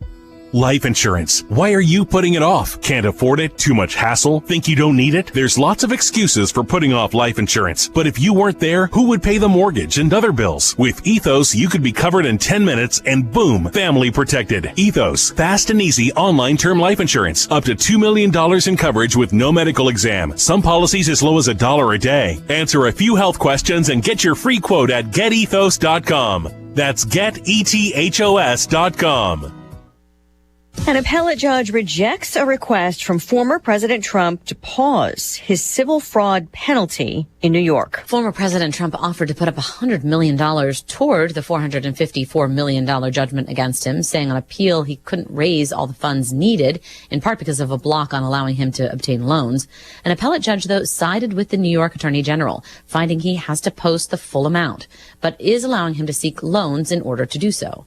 A lower court judge found the former president and his company lied about the amount his real estate is worth in order to obtain better loans and insurance policies. The former president said the case against him amounts to election interference. Jessica Rosenthal, Fox News. Now, the former president did win a round on a separate question. Court records show he's granted a temporary delay in rulings that bar him from running New York businesses and taking out loans from New York banks. A pop star is taking a step back from her Vegas residency. Adele is pressing pause on her Las Vegas residency due to ongoing health issues. The British soul singer shared a statement on social media that she has to postpone her weekends with Adele residency for the entirety of March. Her post read in part, "I was sick at the end of the last leg, and all the way through my break, I hadn't quite gotten the chance to get back to full health before shows resume, and now I'm sick again," she continued. "And unfortunately, it's all taken a toll on my voice. And so, on doctor's orders, I have no choice. The remaining 5 weekends of this leg are being postponed to a later date." Michelle Polino, Fox News. The Adele residency, first announced in 2021, was postponed at the beginning as well, with Adele tearfully posting on social media then that the show wasn't ready. On Wall Street, a down day, the Dow slipping 23 points, the S&P and the NASDAQ also finishing in the red. And Lisa Brady, Fox News.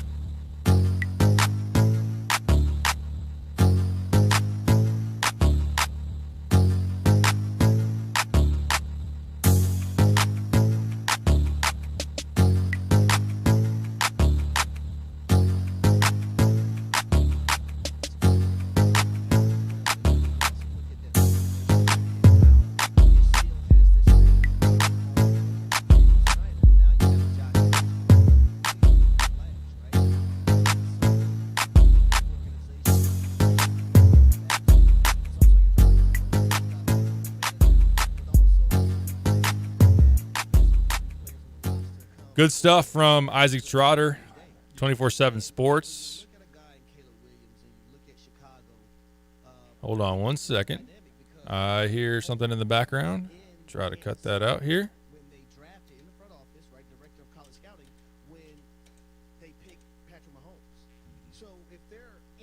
It is the Drive with Sandpiper, ESPN Radio 93.5. Derek Piper riding solo. Little hiccup there. I heard some talk about Caleb Williams in the background. It's all right. I'm not trying to just cut out the Caleb Williams talk, but I do want to get to my buddy Joey Wagner on the Tapman's Towing phone line. Illini Inquirer was over on the note of the draft at the NFL Draft Combine. I was holding it down so well the first hour, Joey. Now I'm just falling apart. What's up, man? What's going on? Would you got the 24/7 bat phone going today, huh? I do, yeah. I just called up all my buddies that work for the same company as I do, and figured I'd fill a show. So you came up next. I had Trotter last segment. I'm going to have Ryan James from the Minnesota site at 4:30. So that's pretty much the way I went. You read me like a book.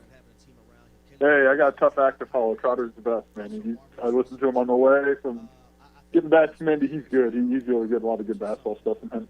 No doubt. On the football note, though, it's always good to talk some NFL draft, and I'd imagine for Brett Bielema, good to have a prospect, multiple prospects in the mix, especially another one in the first round range. I know you spoke with and got to interview Johnny Newton, also Keith Randolph today. Before we get into all that, though, Joey, I wanted, as someone that hasn't covered an event like that, can you just set the scene? We've gotten to go to some pretty cool things over the years. Me and you on the basketball side, but what's it like going to a draft combine and just seeing the sights and sounds and the people in the building? It's really cool. A lot of that's going to pick up later in this week when they get on the field and are able to do what they're there to do, which is run, but just to kind of look around. Like, I'll go Friday morning, and that's quarterback day, so it's like, oh, your new future best friend, Caleb Williams, Michael Penix, all of these guys. It's like, dang, this is to go there just to see those guys in that environment and just see them, right? Like, just talking number one, number two, whatever overall picks these guys all end up being. It's a really, really cool thing. The actual podium sessions with these guys is a little bit of Derek, I get a little tense on some of those, and look, I get it. Everyone's got a job to do. So have you talked to insert team? And it's like, can we just ask him who he's talked to? We can cut out probably 6 of these questions if we just ask who he's talked to. But everyone there, right? They're all trying to get their own stuff to the teams that they cover. So it'll be a little bit of a grab bag. But Johnny Newton, Keith Randolph, they were really good, really open about their process and their respective injuries. Johnny, one he's currently dealing with, and Keith Randolph, one he dealt with during the season. So I thought those two were really impressive today. On the note of Johnny, I know that here recently he's fallen out of some projections in the first round. I'm not asking you to be, Illini Inquirer's Mel Kiper and tell me exactly where he's going to go or anything like that. But how do you think he's just handled some of the uncertainty of just the foot issue? Not that it's going to be something that really derails his career or anything like that, but was he asked about just kind of his headspace dealing with that and maybe what he can show at a pro day potentially to put some confidence back in some teams' minds, if that is even wavering? But you're splitting hairs when you're talking about one guy versus another in the first round, and even if he were to fall, like another Field Yates, and there's another draft expert out there that dropped him out of their first round mock, but I would imagine that he still has a pretty good shot to be in there, if not high in the second round. Yeah, he doesn't seem bothered by it. And really, look, he played. He said he didn't remember exactly which game he got hurt last year, but he played, for, let's say, a number of games. I don't know how many, but I would imagine more than 2 with this injury. And none of us knew. None of us knew. And he said, I'm pretty good at keeping a secret, huh? Like, well, yeah, and you played like it, too. I mean, you played it really, really good. You're an All-American for a reason. But, yeah, you've seen him over the course, early on, Derek, in this draft process, and so much changes, right? Like, every mock draft feels like there's some change. Like, wait, what? But early on, he was the number 1 interior defensive lineman on a lot of people's boards. Flipped a little bit down the list there. The Texas kid, Byron Murphy, that's his name, that has come up to pass him. And, that happened really before the foot stuff came out. I think he doesn't have the measurables that a lot of these. Some franchises are very measurable driven. Like if your arms aren't this or your height's not this, he doesn't have some of those things, and he knows that.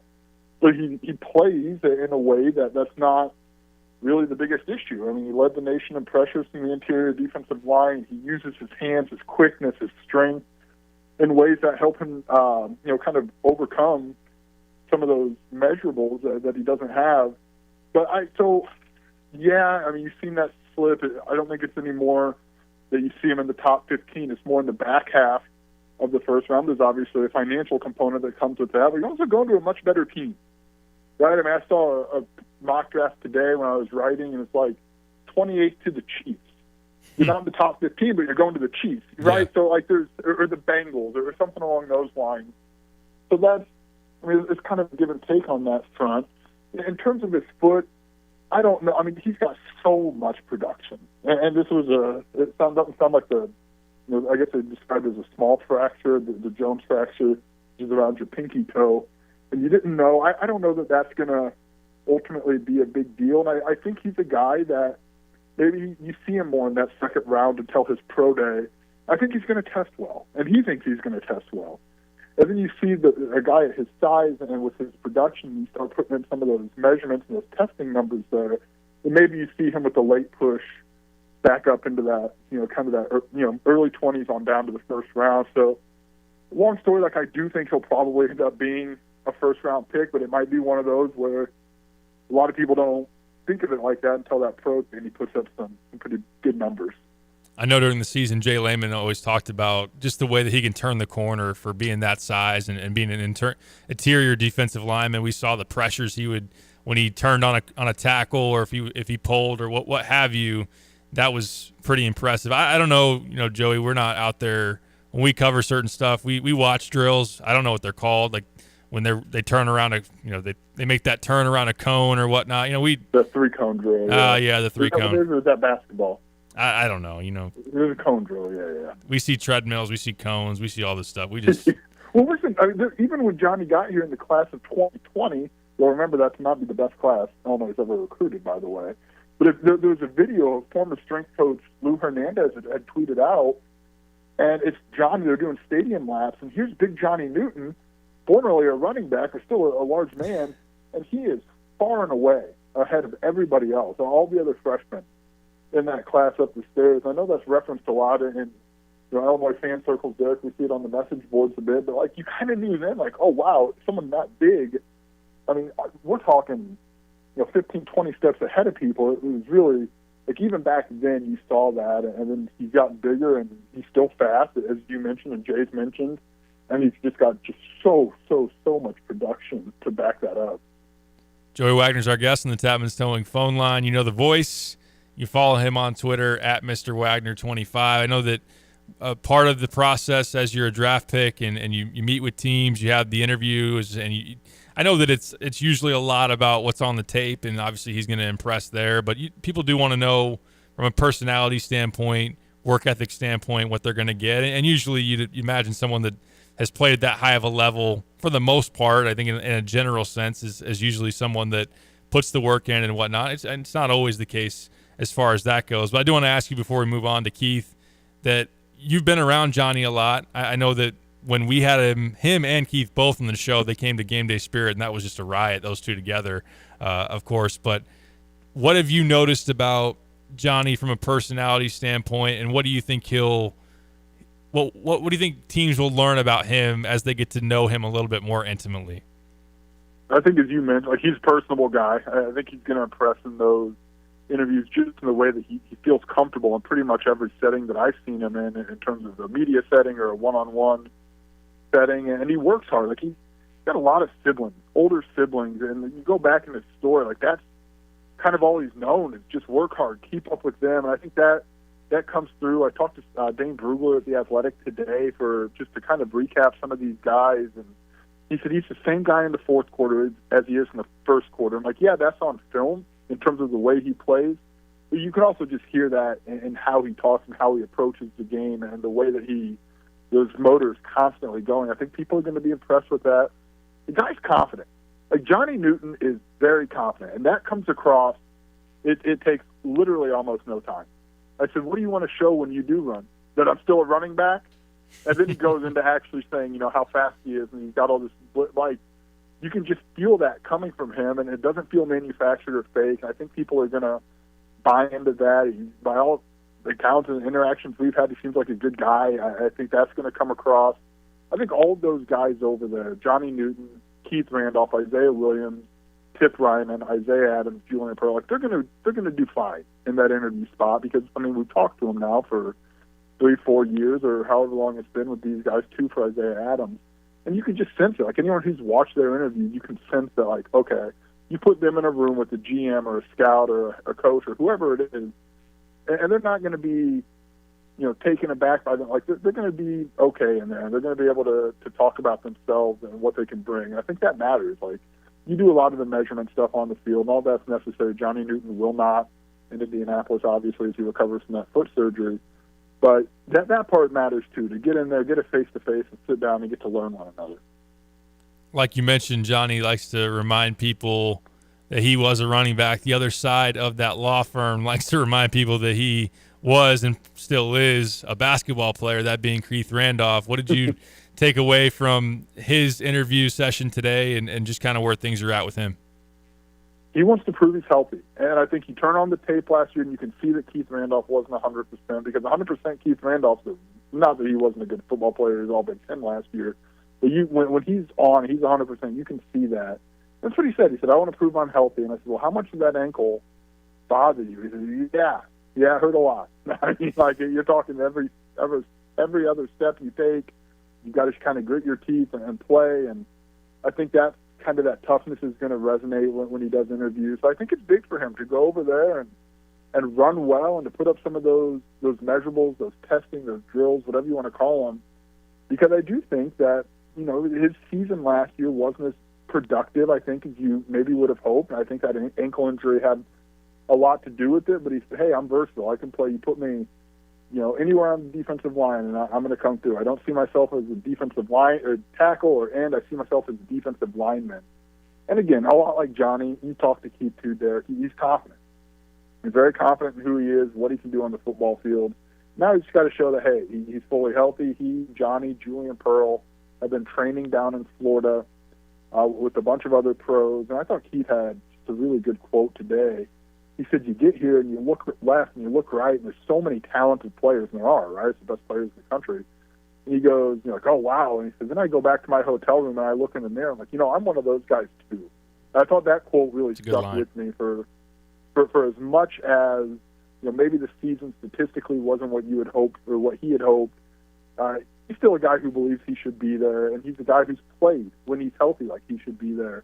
So I think it's a good opportunity for him to show all of that there and just to go in there and get a chance and, like Johnny, talk to people and impress with the way that you carry yourself and the confidence you have in yourself. I'm looking back in January. It looks like Pro Football Focus did a mock, had him going 5th round to the Ravens. You think kind of in those middle rounds is probably where you're going to see a Keith Randolph, especially, and it does hurt that he wasn't 100% last year, but it does help to have that versatility amongst a line. And like you mentioned with Johnny, I mean, if he does end up, which you never know, in the middle of the 4th or 5th round type of talk, could be going to anybody, but putting him on a prominent defense would be pretty fun to watch if you're just a kind of the casual NFL, sit back on a Sunday ticket or whatever and see him on a team that's usually in the mix.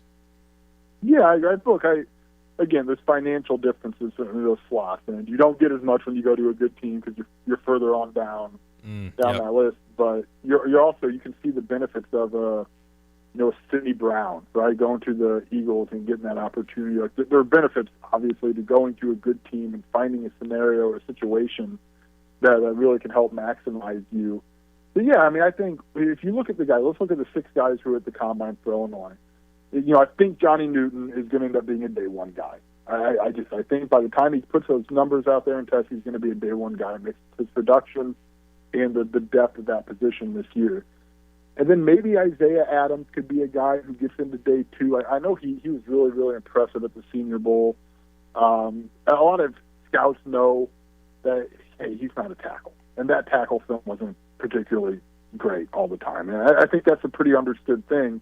but the guard film from that 2022 year was really, really good. And he showed some versatility at center. So if I had to pick a guy to jump into that day two, which is the second or third round, I'd say he could be that guy. And then you look at your, as you mentioned, Keith Randolph, Isaiah Williams, Tip Ryman, Julian Pearl, as those day three guys. And NIL and the ability to return, as Johnny Newton and Keith Randolph did last year, has maybe softened a little bit of that seventh round, that sixth, seventh round, where guys who maybe would have been undrafted free agents could maybe slide in there. Julian Pearl, there's some inconsistency with his tape, but he's got the measurables. And if you're a team that is you're all in on measurables, he's a guy you would want to take a flyer on because he's so athletic and he's long and he's got all of those things, rather than having to battle it out at free agency. So I think you got a day one, possibly a day two, and then, 3, 4, however it turns out, day three guys. A few more minutes here with Joey Wagner, IlliniInquirer.com, joining us on the Tapman's Towing phone line. I know that Friday you're going to get an opportunity to go back, I think, as I understood, to talk to Isaiah Williams. What do you think about his testing, what that will look like, what he can show there? I don't know that he's electric in terms of straight line speed, maybe more of that, Kanjuki in a phone booth type of guy. But what do you think of Isaiah's potential? And have you guys gotten a chance to talk to him since he made the decision to declare from the draft and stay in? We haven't talked to him since then. I think speed, straight line speed, is going to be a big thing for him. That 40 is going to be big. You can see his explosiveness. You can see his shiftiness when you turn on film. He's going to interview as well as anybody at that whole combine. When he goes in and talks to people, he's, I would say, one of the 2 or 3 most impressive people, and I don't think I'm alone in saying that, who have covered him just to talk to.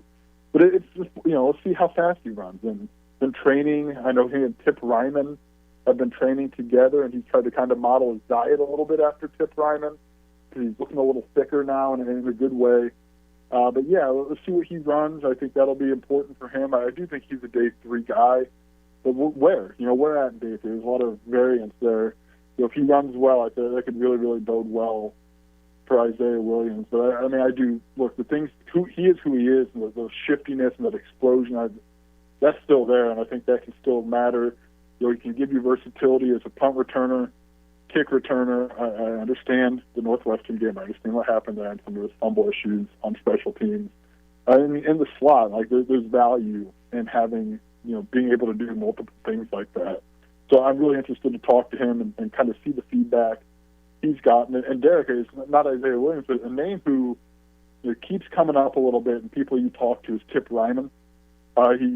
People I talk to says he's just so much bigger in the way that he's trained. And he's a guy who's probably different than Johnny or Isaiah in the sense of, doesn't have that necessarily college production as much as you maybe have seen, but he's probably going to test okay. I think there's an expectation that he's going to go over there and he's going to test fairly well, combined with his frame.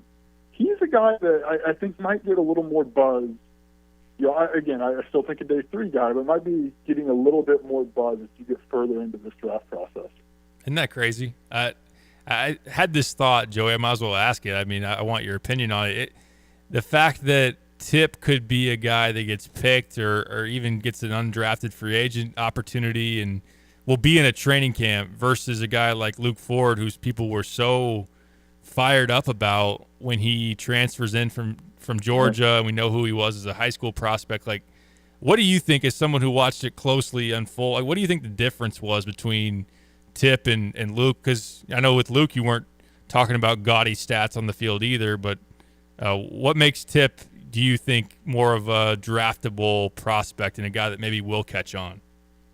I think you look at his story, walk-on, tight end, skinnier guy, not a small guy by any stretch of the imagination, but the way he's worked himself. I talked to, again, Vergler today, and talk about his story and the way that he's worked into this position. And, he's huge. He's a huge man, and he's an extremely large individual who, again, I think he's going to test better than I would have thought when he declared. And I just think you see it with him. I think his work ethic is something that people rave about. I mean, absolutely just they fawn over his ability and the way that he dedicates himself to this. And I think there's been some people might disagree because the tight end position hasn't maybe been what we had thought it was going to be when Brett Bielema got hired. But you've seen steady improvement from Tip Reiman over the course of his career. And I think if you're going into the draft, you want to be on that upward climb, right? You don't want to be a guy who was exceptional as a sophomore and by his senior, it's starting to dip.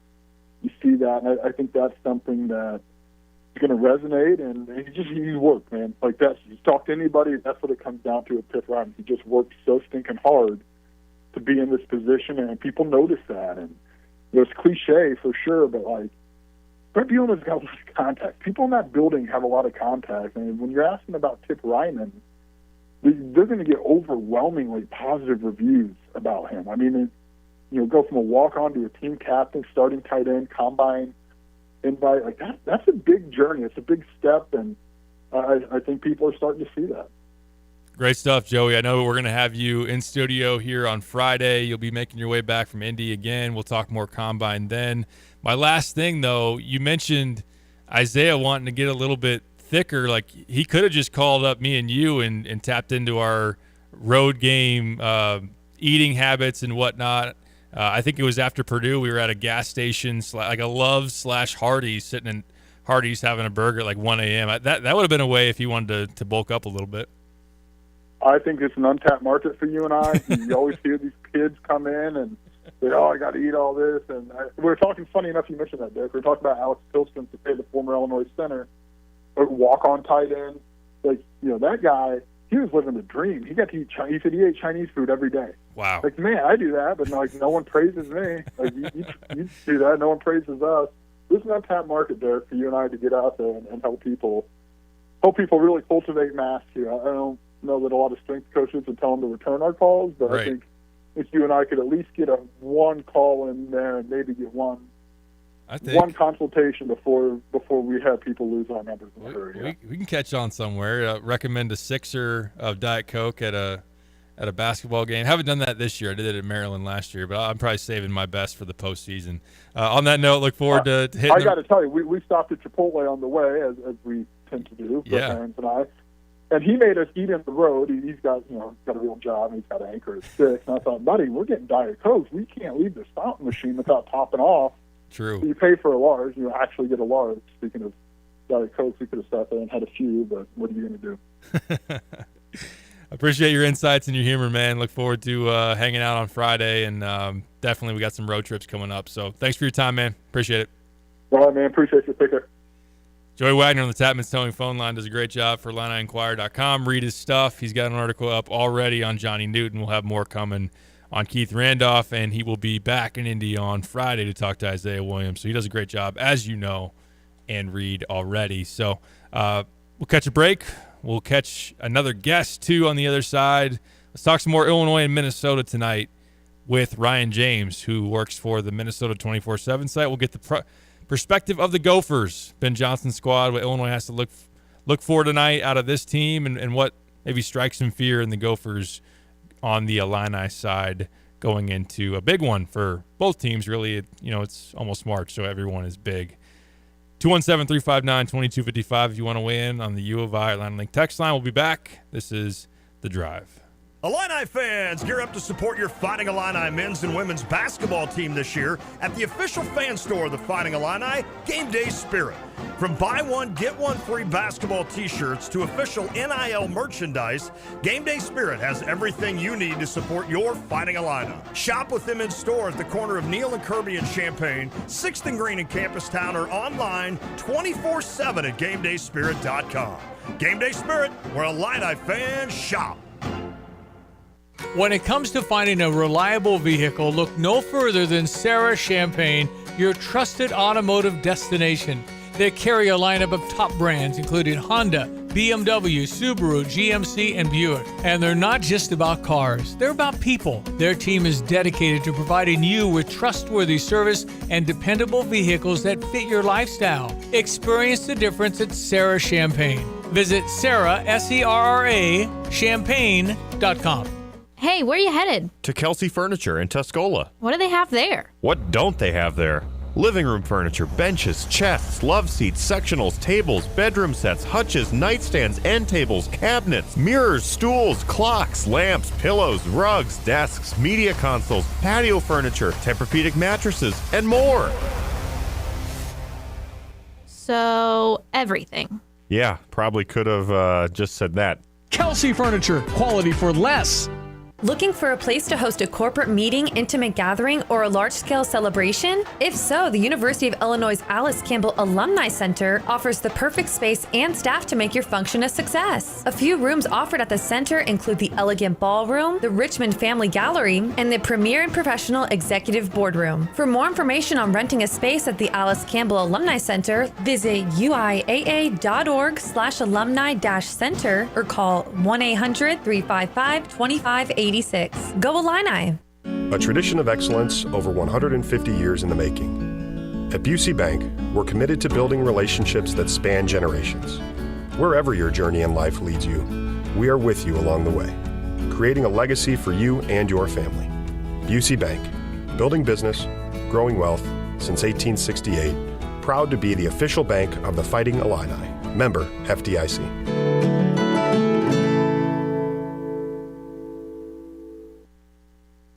When you're buying a battery, it's important to look beyond just the price and make sure you're buying a quality battery. So when you're buying one from the big box store, make sure you ask the question, what's the date on this battery? Is it dependable? Sometimes the big box stores have batteries that have been sitting on the shelf for years. Or you can just come to Interstate Batteries, outrageously dependable, and buy your battery from the people who only do batteries. Interstate Batteries at 2504 North Madison, Champaign, way out there, but totally worth the drive. How much is dependable worth to you? Interstate Batteries open 6 days a week.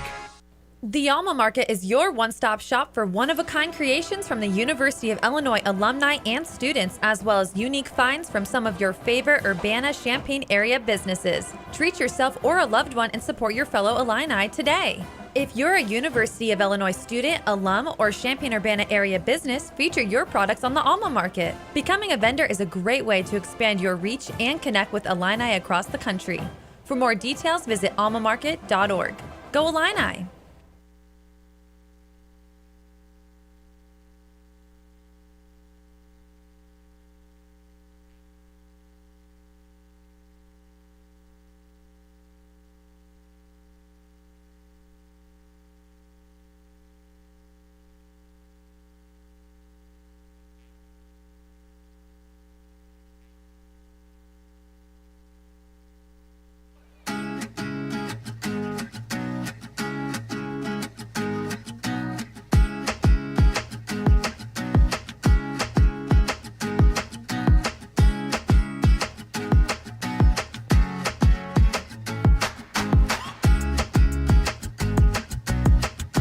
Back on the drive with Sam Piper, ESPN Radio 93.5. Let's transition back to the hoop side. We got action tonight at the State Farm Center. Illinois against Minnesota.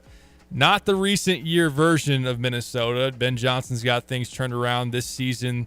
17-10 coming in, 8-8 in the Big Ten. Been a very respectable squad and got some talent that we'll learn more about as we go to the Tapman's Towing phone line. We'll bring in Ryan James, does a great job for the Minnesota site on 24/7, Gopher Illustrated. Ryan, thanks for joining us today. How you doing, man?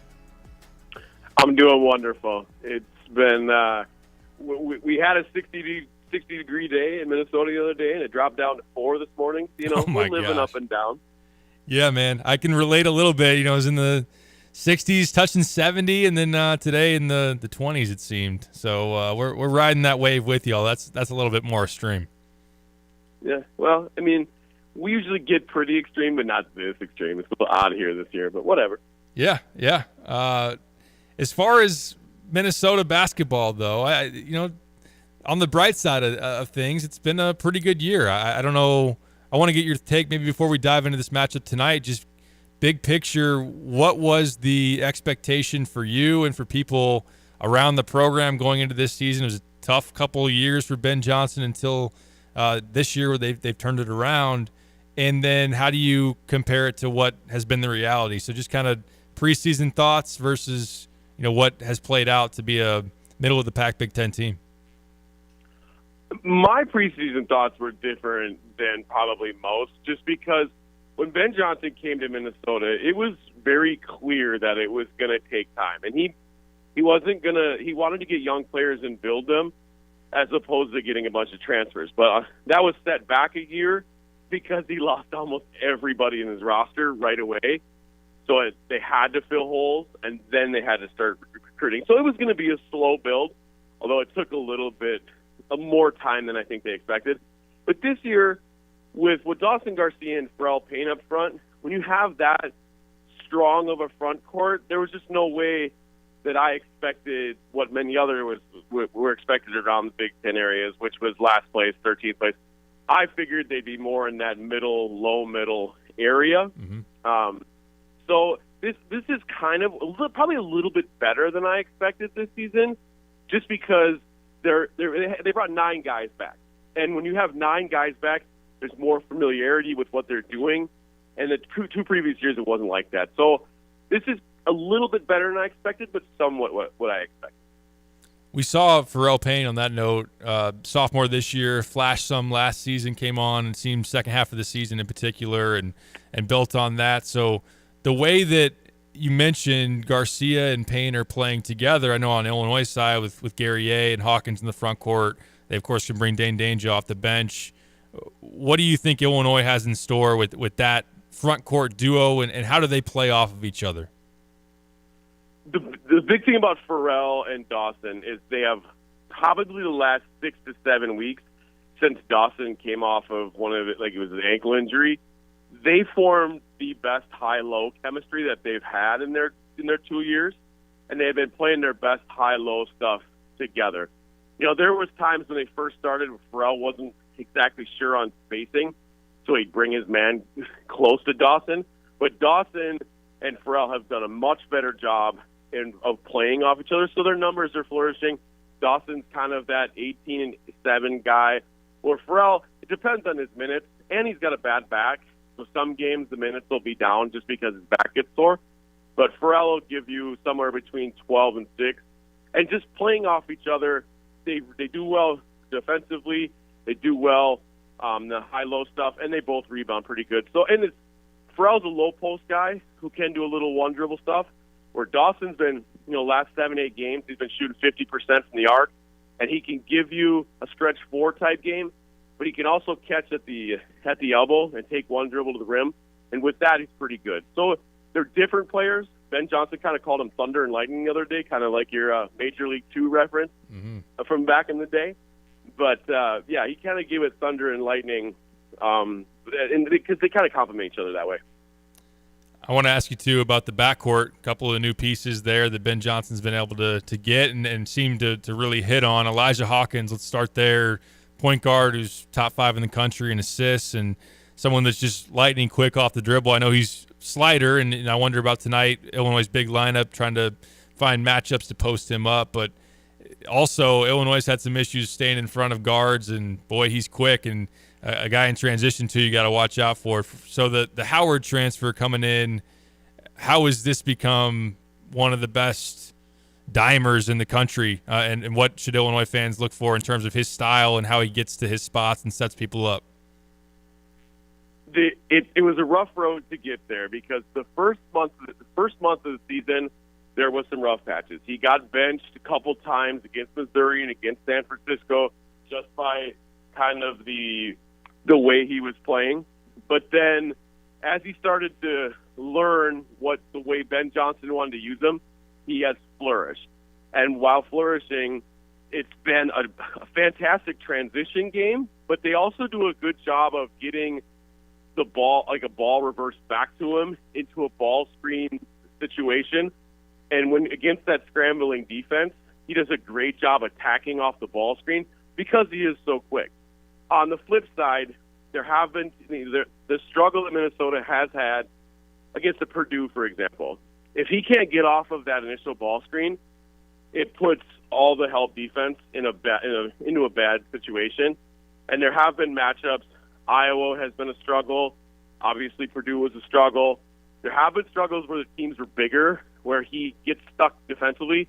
And all you Illinois fans are thinking, well, wow, look at our starting lineup. And when I was doing the preview last night, I'm like, yeah, this is a nightmare scenario when it comes to what they could do to him in the ball screen. But on the flip side, if Minnesota can get stops, and if they can get some turnovers, he can be an absolute lightning rod in transition. Both him flying to the rim, but more him pushing the tempo and kicking to a trail shooter, to a corner shooter, to somebody that runs to the rim. The Gophers have a lot of lob threats, and he is one of the best lob passers you'll see. Ryan James is our guest on the Tapman's Towing phone line. Gopher Illustrated. You can follow him on Twitter at RyanJamesMN. One of those guys that he can kick to for threes. Cam Christie, in-state product for Illinois. They had offered him, but ultimately didn't push too heavily. And in hindsight, I'm sure they, looking at the season he's had, probably regretting that one a little bit. He's been firmly in the mix, Big Ten Freshman of the Year. I know that Mike Mitchell, transfer from Pepperdine, has also shot at a pretty good clip. But how much of a threat do you think Cam is to Illinois? You always wonder. I think Illinois fans maybe internalize it like, oh, you get an in-state guy coming back, and a lot of those, there's been examples through the years of that guy kills Illinois, but I'm sure maybe there's been some from Minnesota through the years, or obviously around the country. But what do you think about Cam, the way he's playing, and what he could present against his home state Illini? Well, when he catches in rhythm, like he gets a pass in rhythm off one of those bigs or off of Hawkins, that's when he's the deadliest. Like, if he catches on a curl, if he catches on a quick pitch, and he gets his feet set, like, usually that's a make. And for whatever reason, early in the second half is his deadliest time. So, like, the first 6 minutes of the second half, he just seems to flourish and knock down shots. And when he knocks down one, you usually feel two or three are coming. He just fits really well with the ball movement, with what Minnesota has. And there was some early season struggles, but once he got into that starting lineup and earned his spot, he just did so much to keep that spot. Defensively, he's been getting better. He still needs to add some core strength. Still needs to get, there still are some times where it gets tough for him, just being a freshman, playing against so many, 3-year, 4-year players that are so well physically developed. But for the most part, the defense has gotten better, and all around his game has gotten better. He'll play some secondary ball handling role as well. If you look at Minnesota throughout February, 4-0 at home, 0-3 on the road. I know that's not necessarily unique when you look around the league and how tough it is to win away from home. And it's not like they, outside of Nebraska, I know that was a tough one they're coming off of, but they had a 10-point lead at Purdue. They lost only by 5 at Iowa. So could you take me back to that Purdue game? Like, what a team that has everybody's respect, that I think is probably an example of what they could do tonight at State Farm Center is give Illinois a real run. Like, what put them in a position to be up 10, and what has allowed them to play well on the road at times, but maybe not getting it done in terms of winning the game? Well, one thing that the Gophers have really done is they've been able to defend the arc very well. They've been able to limit the amount of threes, good quality threes, that the opposition takes. So you have that. The Gophers are also, when they're in a rhythm, they're really good at sharing the basketball and setting each other up. And in that Purdue game, for a while, there was a lot of shooters that had good days. Cam Christie, Mike Mitchell Jr., and Elijah Hawkins, good percentage three-point shooters. And Dawson Garcia, the last 7-8 games, has also been shooting from the perimeter well. So they had all of those things were clicking, and it was going well. But then what ended up happening was, as I said earlier, Edey would take Hawkins out of the play, would force, and Pharrell Payne would go with the ball. Pharrell's really good at moving off the ball screen into his hard hedge, but the problem there is Edey would release off of Hawkins, and that leaves Dawson Garcia back there. Well, do I take Edey away from being a dunk, or do I leave my guy, Mason Gillis? And Mason Gillis just killed them with corner threes. And then that scenario is where the Gophers got buried. But up until that point, when all those, corner threes started to open up because they had to take away the roll after the initial ball screen, once that started happening, they couldn't stay with Purdue anymore. But in order to get there, the Gophers have to be able to shoot the ball well, and they have to be able to handle a ruckus atmosphere. They did that at Mackey Arena for a while. They did not do that in any way, shape, or form in Lincoln. A few more minutes here with Ryan James. I know you wrote your preview up. You can read it on Gopher Illustrated.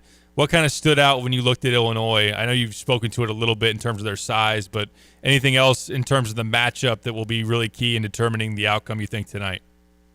Illinois is, I guess the word heavier. I don't really want to say heavier. That doesn't always, in basketball, it doesn't always give you the right image. But I guess heavier/stronger. The Gophers are going to have most of the night the three lightest dudes on the floor. Mm-hmm. And it's not like Illinois is a prodding basketball team. It's a talented, physical, mature basketball team, from what I can tell. And I don't like this matchup for Minnesota just because as good as Hawkins and Mitchell are, Hawkins, they're both going to be smaller than what they're up against. And athletically, Illinois has that piece as well. The matchups just don't seem to fit for Minnesota. And to be honest with you, after watching how soft Minnesota played in Nebraska, it's kind of hard for me to believe that all of a sudden, a few days later, they're going to be on the road again, playing in the wildest atmosphere, and all of a sudden it's just going to change. I think it's going to be a rough night for Minnesota.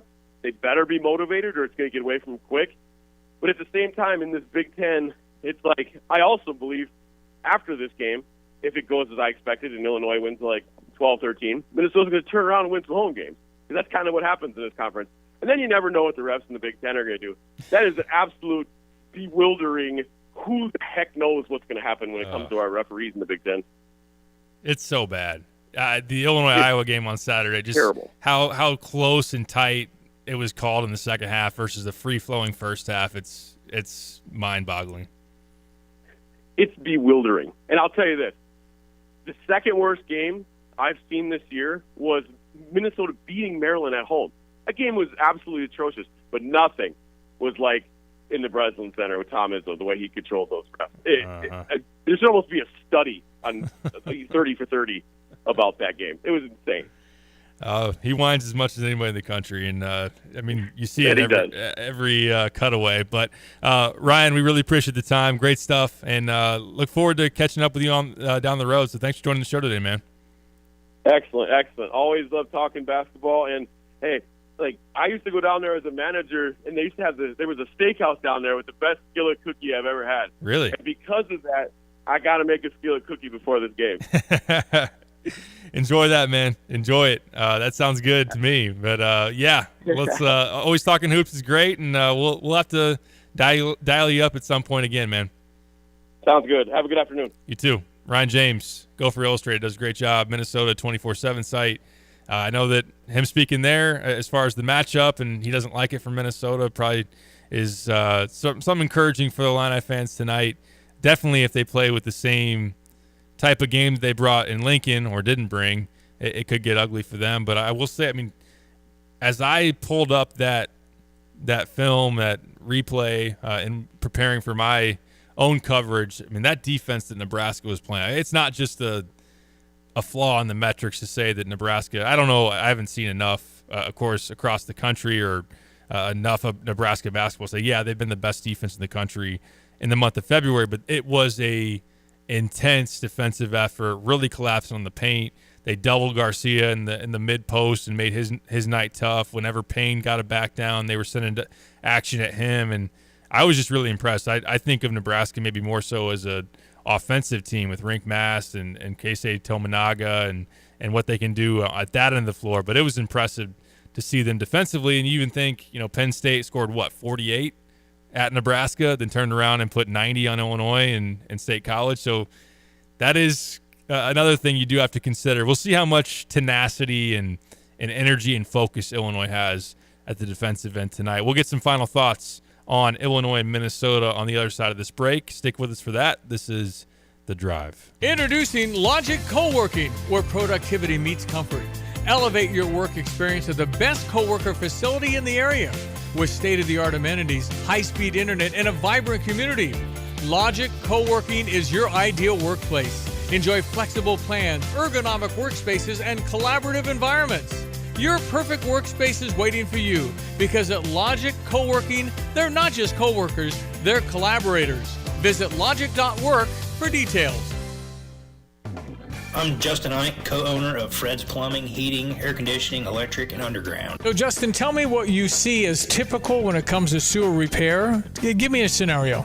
Your sewer's backed up and somebody comes along and says, you need this repair for X amount of dollars. Here's my price. And you don't think to go looking for another company or a second opinion because you don't feel like you have time. So is it possible that you might get charged a little more because it's kind of a desperate moment? Do some companies do that?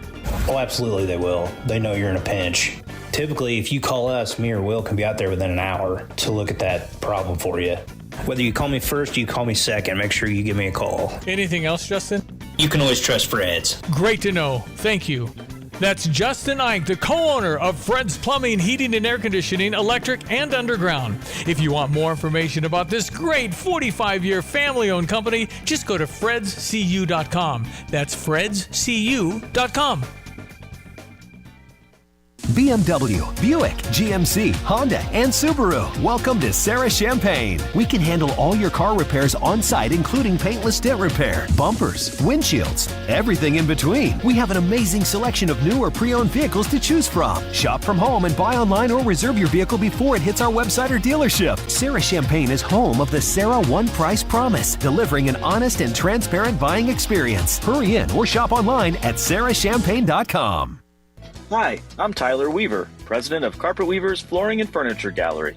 Take a look around your home. Is it finally ready for some much-needed updates? If you don't know where to start, then just meet with one of our experts. We'll help you find the perfect waterproof plank floor for your kitchen or that stain-resistant, super soft carpet for your bedroom. Finish your room update with a custom sofa and chairs, or choose a trendy in-stock dining set that's priced right. Come home to Carpet Weavers, where floors, furniture, and family meet. Since Busey Bank first opened our doors in 1868, we have built upon a tradition of close relationships and broad financial capabilities. Our experienced team provides the highest level of personalized service to ensure we accomplish your goals, simplifying your wealth management and business lending needs and ensuring a legacy for generations. Building business, growing wealth since 1868. Proud to be the official bank of the Fighting Illini. Member FDIC. Hi, I'm JT Barnhart, the president of OSF Heart of Mary Medical Center. Really want to promote our emergency room services at Heart of Mary. Getting ready to do a campaign just to show the community what a great service that is. When you're in a health emergency and you need care, our team at Heart of Mary will take great care of you and we'll get you in and out. Our wait times are usually less than 10 minutes. Door to provider times have run under 15 minutes, and so you're going to see a physician in less than 20 minutes when you come to Heart of Mary ER. I think that's a sensational service for the community. One other area I want to promote is that OSF Heart of Mary is in network with your health insurance provider. We take all insurances, everything that is in the community, all payers, our providers, our hospital, our ancillary departments, our new surgery center, and our urgent cares accept your insurance. And so if you're having trouble getting in with a provider, know that OSF can see you timely, quickly, and we take your plan. By now, you've all heard the expression, when you turn the key and the car won't run, call 367-9481 for PDR Automotive. They are what's best for your truck or car. They are PDR. But who are they? They, the PDR staff, understand that a name is only as good as the people that represent it. The PDR staff has more than 335 years of combined automotive experience, several employees now on staff for more than 25 years. PDR, more than just a name. Family owned and operated, now celebrating over 50 years in business. Are you one of those guys out there tinting windows day in and day out, all different shades of black, and ready to put a little color in your life? Come work for us.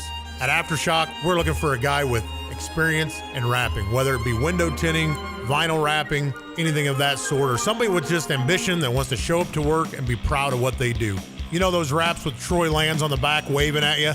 That's our work. Call us, 833-DECAL-IT, or email office@aftershockdd.com. We want you.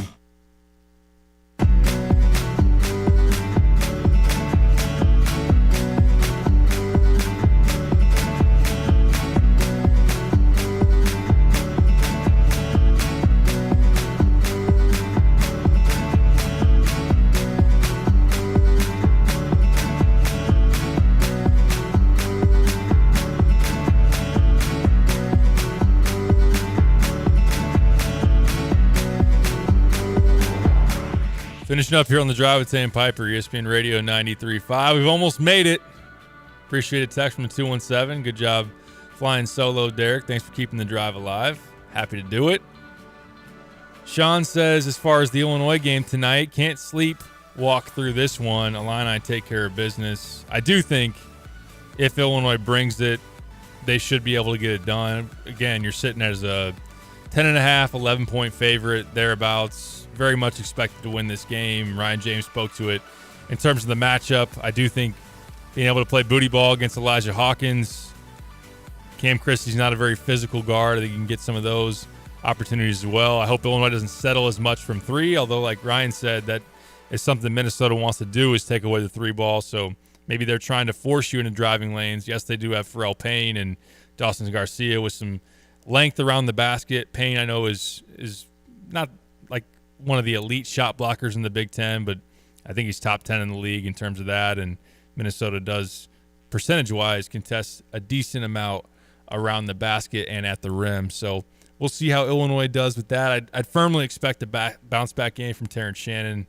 I think also you're going to need a very engaged and a building off of last Saturday's real bounce-back out of Coleman Hawkins. And really, I spoke to it at the beginning of the show. This front court, I like the form that they've had of late to then push this ahead forward into this game. When you got good minutes out of Dane, you got good minutes out of Amani off the bench in the last contest, to know that you're going to face a pretty good front court in Garcia and Payne. And I think Guerrier's shown flashes, still waiting for that real kind of signature he's back type of game. He had a couple moments, like the big flush against Iowa, also had a nice put-back finish where he skies for a rebound, almost essentially knocks Imani out of the way, who was trying to chase it as well, and then puts it back in. But I think in terms of him really having a full across-the-board game where it's like, okay, he's back in double-double range, or he's just playing with such tenacity defensively. That's one thing I do look for tonight is, like, if Hawkins is going to play on Dawson Garcia, then Guerrier is really going to be important against Pharrell Payne, keeping him off the glass.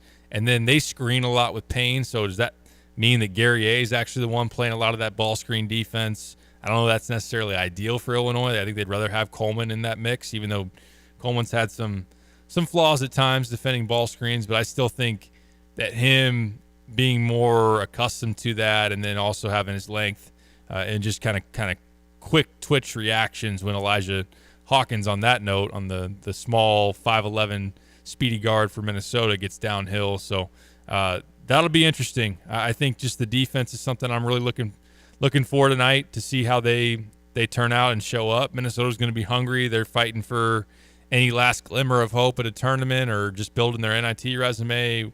They need a road win really bad in general. As for the prediction, I think Illinois gets it done. I do think Minnesota's streak of covering these games does continue, though. I have it just slightly below a double-figure win for the Illini. 85, high scoring for Illinois, as it has seemed to be a lot here lately, but also high scoring for the opponent.